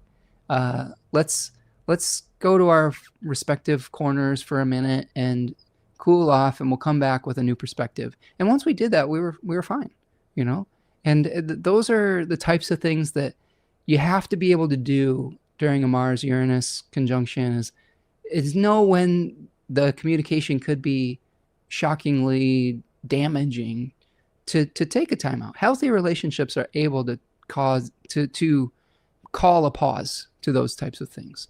And I think that's something that's important for everyone during this Mercury retrograde. Okay, let's go forward to Capricorn rising. Okay. Capricorn rising. So Cap rising, you've got this Mercury retrograde in your 7th house. It is hosting Mars Uranus in the 6th of Gemini and the 9th of Virgo. And again, conversations with partners, about relationships, about giving and receiving in relationships, maybe changing belief systems around your role within them or everybody's role, maybe leading to a severing of having to feel like you have to carry the burden for everyone all the time. This was part of our conversation yesterday. If I'm just being very real and about my life, my Capricorn rising partner has been carrying the weight of our financial life for a long time. And for a number of reasons, they just had the type of job to do so. And it allowed me a lot of freedom to not compromise on some of my values or to do things in a way that was more comfortable, which I'm very grateful for. I can't begin to verbalize how appreciative I am of what my partner has done for the last however many years we've been together. And just she was on the front lines of when COVID was happening, she was out in the world. Like, she masked every day going to her job, like for 5 years. Just a lot of sacrifices that were made to be supportive. And I know that there are other Cap risings out there who have done similar things, who have taken on the weight and mantle of physical responsibility because they care about people, because they are trying to do the Saturnian right thing and doing things that are hard that not everybody can do. And this is probably a time for you Cap risings with Saturn and Aries. It's Saturn in its fall in a really invisible place, in the 4th house, in a very personal place, where you might be forced to be making a new start. You might be, that circumstances might be changing. You might have to take more of your own needs into account, and you might just be really exhausted, and you need some help from your partner. You need them to shift their roles, to shift the exchanges. You might need to sever some of the burdens that you're carrying with 6th house Gemini, Uranus conjunction with Mars. That could lead to a more healthy perspective out in the world, where you don't feel like you have to take on every single role of responsibility. And I'm witnessing this with my partner. I'm trying to participate in being part of the solution. And it's not easy. It's not easy when we get in a rut. I think that a lot of us, when we are faced with change, we get into a rut and we try to do things that have always worked. In her case, she was just, a lot of times people told her what to do and she did it, and she didn't have to think about continually self-directing. And in my case, like, I just have been kind of going along and doing what I've been doing. And I didn't necessarily have to think about increasing my financial situation, because that part of the equation was taken care of. But when those circumstances change, roles and relationships change. So your relational life will be changing, Capricorn rising. And I'm just speaking from experience. Like, you may have to learn how to receive. And the people who are in your life, such as myself, and the people who are in your Capricorn rising life, need to learn how to bring better balance to that. And it's a process, and experimenting with new things, I think, can be really fortuitous when it comes to that. Okay. Karen says, definitely resonating for Sag rising. Relationship give and take issues for sure. Cap Sun too. Thank you. Yes. And again, as part of the equation of a Cap rising relationship, as the relationship house partner, I would encourage all of you who have Capricorn suns and Capricorn risings in your life to don't take that energy that they provide for granted. Don't take the structural stabilizing energy for granted, because what I'm seeing is sometimes the Capricorn archetype, it can almost appear like superheroes to us Cancer types. Like, I just can't do what she does. Like, she's so strong, you know what I mean? And I'm sure, Karen, you're really strong. Like, I bet you can carry the burden of doing hard things more so than other people in your life. And for those of us whose constitutions are a little bit more just sensitive and get easily overwhelmed, it just looks like magic. But every sign, every rising sign has vulnerabilities. And every thing that appears stable and strong, every castle that's built in the sand eventually washes away into the sea, eventually, as Jimi Hendrix would say. And even things that look stable and strong have their own entropy points. So how do we start to bring greater balance to the people that are our pillars of strength? By becoming that, by meeting them halfway. And I think this is the conversation that a lot of people are having with their Capricorn types, or their Capricorn types are having with other people in their life as well. Okay, Aquarius rising. Let's go forward. All right, so Aquarius rising, you've got Mercury retrograde in the 6th house, and it is hosting Mars, Uranus in the 5th, and it is providing fodder for your 8th house. This Mercury retrograde for Aquarius risings is happening in the 6th house, related to health, wellness, things of that nature. Yeah, Kate says, it really does look like magic. It does. It does. I don't know what else to tell you. It's kind of a miracle. Kate says they just have adulting down so hard that it's admirable. Yeah, it's a hard. Sometimes it's a hard standard to live up to. I often am amazed at the amount of endurance that my partner has for things that she doesn't want to do. And as a Leo rising, Kate, I don't have a ton of, I don't almost have any endurance for doing things I don't want to do. And that's hard. And I think that the way that we complement those people in our life is learning how to do some of the hard things and take away some of their burden. I think that's the key, is how do we alleviate some of their burden instead of taking it for granted? And that's where we find the change, right? Karen says it takes its toll deep inside, and by the time it hits critical mass, I'm imploding. My Libra moon doesn't help that very much. Right. I hear that. And again, sometimes what looks like a strength, it's easy for other people to take that for granted and then just get used to it. And then when you can't carry those burdens anymore, it's like the people are shocked because they're like, wow, I thought you had that locked down. And when they don't, it's a whole different question that comes up. Yeah. Kate says, you need Mercury retrograde spa day. Yeah, Kate does. Take a spa day, Kate. Like, you've earned it. So is my partner. So if I have to become a little bit tougher, like, I think that's the thing. I don't always have the greatest boundaries. I tend to have this, like, I want everything to be available to everyone. I want everybody to be able to engage with this. I don't want to put up paywalls and things like that. And that is wonderful in an idealistic world. But the Capricorn in your life will say, hey, brother, everyone needs some healthy boundaries sometimes. Everyone needs to be supported. You can't just keep doing this without bringing in some resources. Is your time invested getting a return? And in my mind, I'm like, yeah, I'm getting all sorts of relationship validation, and I'm getting all sorts of wisdom shared. And they're like, in their minds, they're like, is it tangible? Like, and so those are the questions that come up when you have to ask those things. Like, that's the difference between when you have like water signs and earth signs and things of that nature. You have to ask the tangible return questions sometimes. It's not a weak point for the earth person, and it's not a weak point for the water person. Like, they are complementary, but there has to be balance between the two. All right. So Aquarius rising, 6th house, dealing with, and we call the 6th house a health house.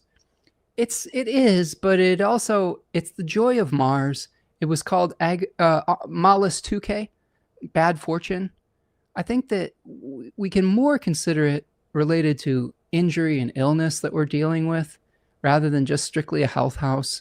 Sometimes we're reevaluating our relationship to how we deal with things in our life that we didn't anticipate, that aren't necessarily positive. The 6th house also speaks to something that's pulling us away from completion. So you may be reevaluating, Aquarius rising, what pulls you away from completing something? What pulls you away from relationships? Is it injuries? Is it illnesses? Is it too much work behind the scenes that you don't get credit for, since it has a relationship to the 10th house, but it is in aversion to the ascendant? You could be giving or receiving too much labor behind the scenes that is draining you. It could be leading to also questions with your health. Maybe you had an injury or an illness based on overly engaging in something that brings you pleasure. Maybe it's a substance challenge. Like a lot of times we see with this severing and separating, maybe you think, just like we had the examples earlier with the going out and partying with friends, it could be that something that you're consuming, whether it's information or whether it's a substance, is not making your body feel very good. And you finally like, I can't do this anymore. I have to sever and separate from this thing that I thought was pleasurable, but is not really bringing me satisfaction moving forward. And this could also be related to shared resources. Maybe there's something that you've been pursuing pleasure-wise that is bringing you pressure through a partnership. Maybe it's because a partner is somebody who engages with those types of things, whatever it is. And there could be some pressure with that. And you're reevaluating whether that's healthy or not. Aquarius rising is another one that has Saturn in its fall right now in the third house. So a lot of this could be triggered from having a real difficult relationship in your local environment, or with siblings, or with neighbors. You might be having to strike out on your own and become more independent in those relationships, or with friends. And that could be another factor within this as well. And not to mention Pluto's grinding over your ascendant. So lots of changes happening. And the nodes are about to shift into the north node into your first, south node into your seventh. All sorts of things that could be leading to differing identities moving forward. All right, finally, we'll wrap up with Pisces rising. Okay. Karen says, yes, boundaries are healthy. Still learning that, even as a Cap. True. Sometimes the boundaries can be what isolates us too. Sometimes we can have too many walls up that we need to lower. Or sometimes Capricorns, they don't have enough boundaries in the right areas of life. Maybe they're really isolated and cut off and have good boundaries in one area of life, but other areas it could be a struggle. Maybe you're a Capricorn, but you have Saturn in Cancer or Saturn in Leo. That's a difficult place for Saturn, which sometimes has difficulties with boundaries. So there are all sorts of different factors. There's lots of nuances. Devin says, the earth signs teach us where we need stones and fortification. Yes. And Kate says, exactly. I agree. And you know what? When we're in relationships, oftentimes some of the healthiest ones are with people that aren't exactly like us. I know that when I have a lot in common with my partner, but when we first got together, there were some things that were very different that I had a lot of questions about. But I've learned over the, 16 years that we've been together, that they have forced us to grow. Both of us we've been forced to grow. I've been forced to grow in my relationship to material reality through her ability to engage with it. She's been forced to grow in her emotional intelligence and in her acknowledging her feelings through being in a relationship with someone who's pretty in touch with his feelings for the most part and pretty comfortable expressing them. So the reason we have relationships is to grow and to test each other. So even if you're struggling with some particular issue within one, try to see it as a gateway into understanding and growth. All right, so Pisces rising, let's finish this off. And then we'll do a hexagram and an I-Ching, and we'll wrap for the day. What do you say? Pisces rising, you have the Mercury retrograde in your fifth house. It is hosting the Mars-Uranus severing and separating in the fourth, and providing questioning and resources for your seventh house and partnerships.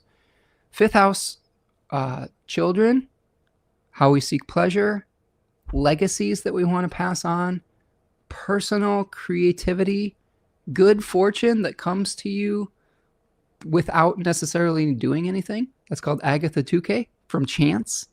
You might be questioning the good fortune that you've received in your life. You may be questioning the nurturing that you've been giving to your legacy. Sometimes that's children, sometimes it's creative projects. It may be leading you to some realizations that cause you to sever connections with family, that's cause you just to reevaluate your living situation with Mars and Uranus in the fourth house. Could be that you're eliminating distractions within your home, potentially. As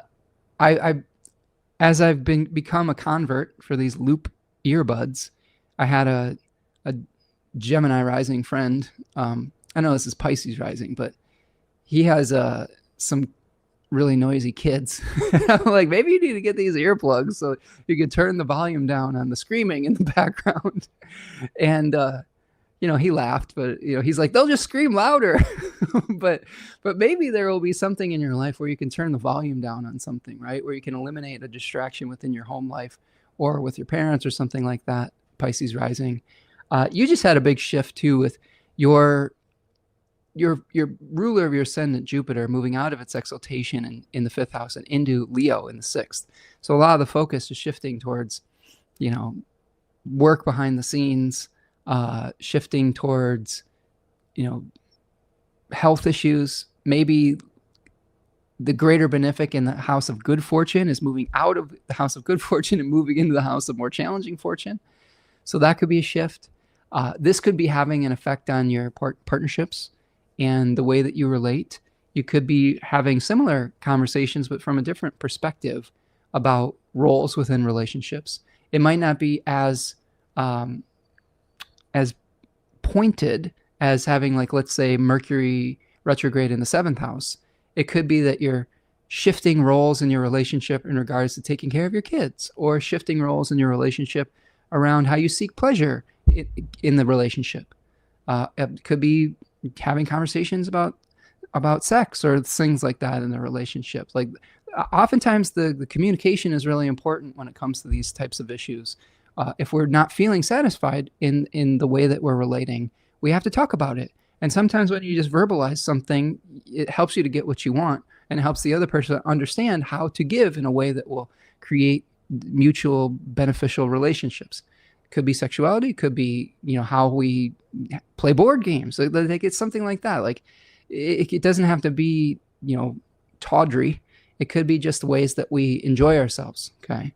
So Pisces rising, have the conversations about how you seek pleasure, how you take care of each other, and how you take care of your children, your legacies. Eliminate distractions within your home life, and deal with communication issues with your family gently, and then you'll get through it. All right. We did it. We did it, friends. We got through all 12 signs. That's the other thing that sometimes I struggle with doing rising sign horoscopes. It just sometimes feels a little repetitive, but hopefully you got some good information about that. Thank you for sitting and trying something new with me. Let's go back to the hexagram. Okay, so I'm going to share this hexagram with you. This is our Mercury in Cancer. We've got great accumulation. 26, changing to number 1, the dynamic, and a very yang hexagram. So great accumulation. I asked, what is the essence of Mercury retrograde in Cancer in 2026? Great accumulation also translates to great amassing, but also great restraint, great caretaking, storing up, preparation, gathering knowledge, cultivating your abilities, improving yourself. The judgment says great accumulation, it is beneficial to persevere. Not eating at home brings good fortune. It is beneficial to cross the great river. Okay. The theme of this hexagram is storing up and developing energy and resources for future use. Hence, it is beneficial to persevere in marshaling your resources and developing your abilities. Cultivating a determined and steadfast character is essential, because if you wish to remain at the height of your powers, you will need to hone your skills continually and renew yourself daily. Not eating at home refers to persons of great ability and talent who advised rulers in ancient China and lived with them as their honored guests. Here, it means that good fortune will come from working for the public good rather than for private advantage. Devote yourself to the perfection of your talents and the achievement of something beyond your narrow self-interest, and you will have both the power and the vision to achieve great things, symbolized by crossing the great river. All right, so let's look at the changing lines here. There's 2 of them. The 4th place, it says a horn guard for the young bull, supreme good fortune. A horn guard is a headboard that is attached to a young bull's forehead so that when its horns grow, they cannot harm others. This line contains 3 lessons. First, the best way to deal with problems is to prevent them from happening in the first place. Think ahead. Okay, so this is encouraging us to think ahead. We may have to review to think ahead. It says anticipate difficulties. Take action now to prevent troubles from occurring, or if they have already begun, deal with them when they are still small and easy to manage. Second, restrain and guide the aspirations and abilities of those in your charge and curb any bad tendencies so that people can make the most of their talents.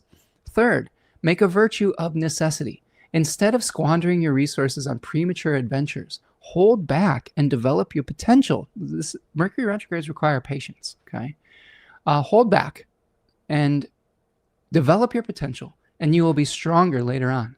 Circumstances that seem to restrain you from action may often, like the horn guard of a young bull, actually aid in your growth.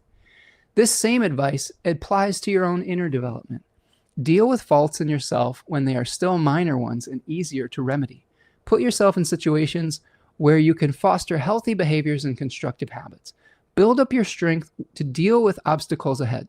Cultivate your character continuously, and you will not have to make superhuman efforts to succeed. Success will come naturally from your everyday activities. Now we have one more changing line. It says, the tusks of a gelded boar, good fortune. A wild boar is dangerous and uses its tusks to harm others. Now this might be the Mars in Gemini part, potentially. But if the boar is gelded, it becomes docile and less likely to do damage because it no longer desires to. In the same way, one should geld evils and difficulties to eradicate them or restrain them so that they do not do harm, instead of trying to combat them directly.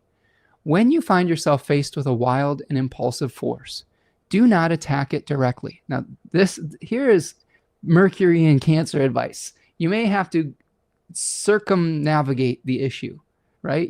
A crab will move sideways, backwards, forwards. It will sometimes, water will spill around the issue after gaining in strength, okay? It says, when you find yourself faced with a wild and impulsive force, do not attack it directly, for this will merely exacerbate the problem. Avoid overt confrontation. Instead, look for underlying causes of the difficulty. Consider how you might cut off the source of the problem at its roots so that you can restrain and rechannel its energies. An indirect approach may prove more effective than a frontal assault and will bring you more success and good fortune. And this is leading to the dynamic, activity, creativity, dynamic force, decisiveness, strong action, going forward. It's very young. It's a very young hexagram. Okay. The judgment says, let's see, the dynamic, supreme success. It is beneficial to persevere. The Book of Changes begins with the dynamic principle, which has 4 basic attributes.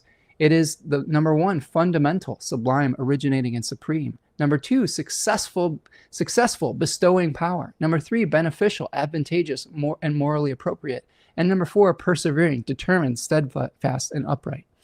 These are the 4 virtues of the Book of Changes. The 4 Chinese words for these attributed are often used to represent the 4 seasons, and virtually anything that can be divided into 4. Let's see. The 4 virtues are usually paired fundamental with successful and beneficial with persevering. Thus, the text says that dynamic action will help you achieve supreme success, and it is beneficial to persevere. That is, to keep moving forward. To conduct yourself in accordance with the nature of the times, you must make the 4 virtues your own. Attend to what is basic and fundamental, and persevere in what is beneficial and morally upright. The text enjoins you to use your creative power for good, to bring order out of chaos, beauty out of squalor, and peace out of tumult, and justice out of injustice. The sexagram signifies that you are in a very favorable situation to take the right approach. This is not a time to hold back. Rather, you must make strong, decisive action. Seize the initiative. Go out into the world and make a difference. Be creative. Look for fresh and original ways to solve your problems. It is time to try something new and bold. If you move forward now with confidence, others will have confidence in you. If you're willing to act on your beliefs and stand up for what you believe in, for what you believe is right, people will look up to you and follow you. Your energy and enthusiasm will inspire them, and this will help you achieve your goals. Have faith in yourself and maintain a positive attitude. You have every reason to be optimistic, and the more optimistic and enthusiastic you are about your project, the more you will help ensure your ultimate success. All right, so that seems to be an action after holding back, marshaling our resources. Then we can move forward with energy. It feels like when Mercury starts to move forward again, emerges from under the beams, we've got a Jupiter Cazimi. We have passion because we have eliminated our ambivalence, our jadedness. We have balanced out imbalances in giving and receiving, and we can move forward with confidence. Okay. Oh, let's see. You're welcome, Karen. Thank you, friend. Appreciate you. So, one more thing before we wrap for the day. I've got an animal for you. And it's very Mercury in Cancer. It's the whale. All right? So the whale is, it's a water animal. They're great communicators. Let's read about the whale. in Animal Frequency by Melissa Alvarez. What do you say? Let's find the whale. This is a humpback whale that we're seeing here. There's many different types of whales. Whales symbolize the vibrational energy and connection to spirit. Whales can live a long time. The oldest discovered is thought to be 211 years old, but scientists believe whales can live even longer. Its longevity is linked to wisdom and ancient knowledge. Whale enjoys singing and will create new songs if they get bored with the old ones. Okay, so how do we create a new song in our life? Whale songs can become popular and spread from one group of whales to another. This is directly related to your own creative nature.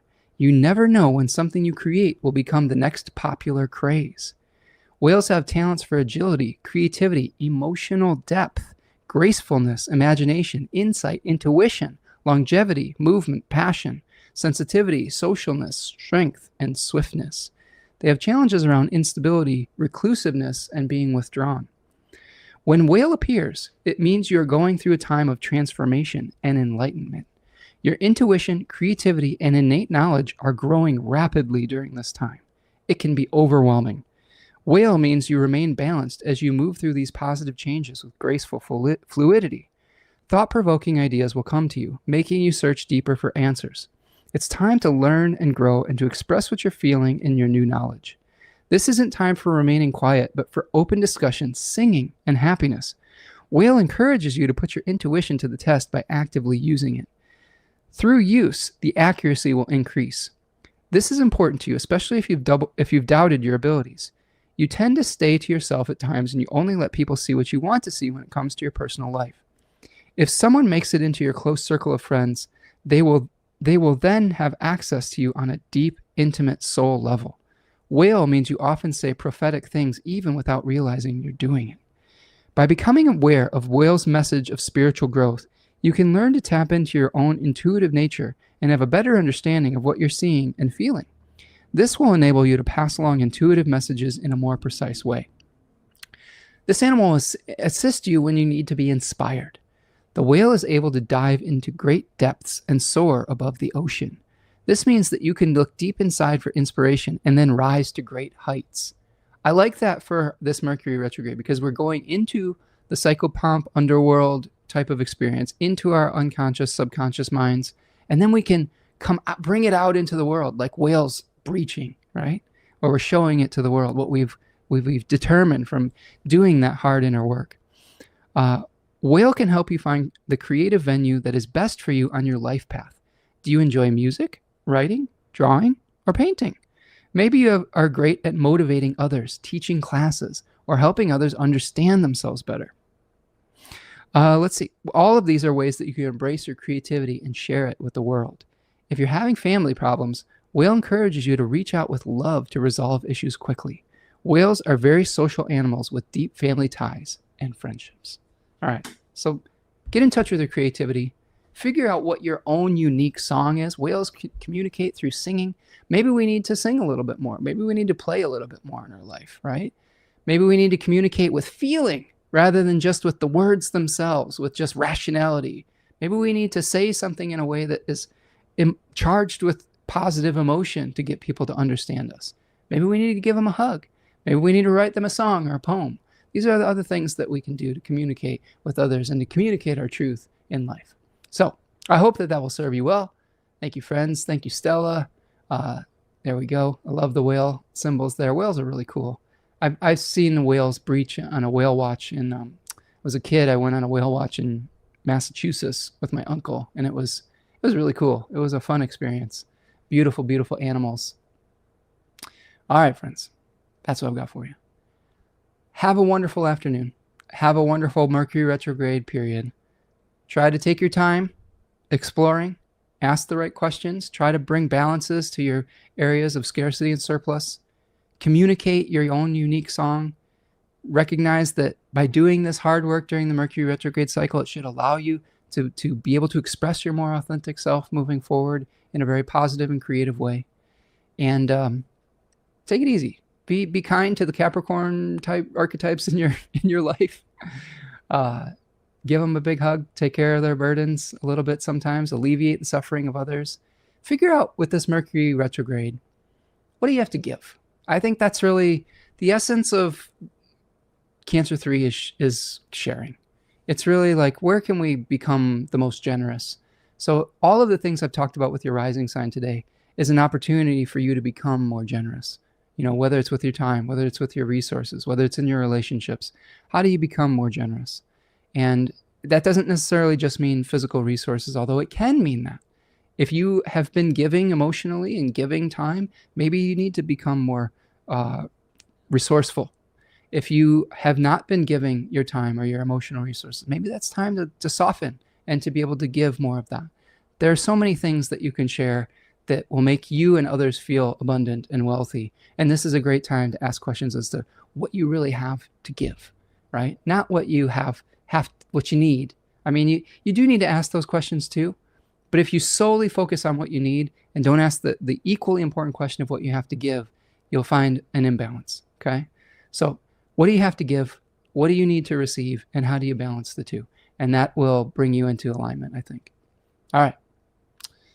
Javiera, it's nice to see you. Have a great Mercury retrograde. I hope that everything's going well with you, and that the Gemini, part of you is getting the nice give and take it needs. Karen, thank you for being here. Thank you for all your wonderful comments today. And take a load off, Karen, and give some of your burdens to some of the other people in your life. It's okay. You're allowed to. Karen says this was great. Thank you so much for all you do. Appreciate you, friend. Carol says thank you. Thank you, Carol. Appreciate you, friend. Thank you for checking in. I love seeing some new faces in the chat here. Appreciate you, friend. Chad was here. Says, I have a grand sextile forming in your chart. I love that for you, Chad. I love that. That sounds like it's going to be fortuitous. So be open to receiving some good fortune with that. Taku says thank you. Thank you, Taku. Appreciate you. All right, friends. That's what I've got. Have a great weekend. Have a great, Mars Uranus. You give Mars a job to do, okay? Turn down the noise in your life. Eliminate some distractions.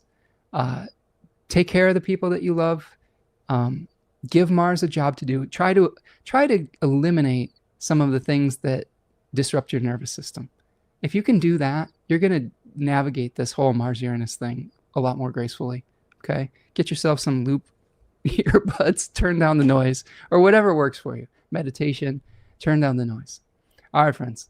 We'll see you the next time. Hopefully we'll see you next week.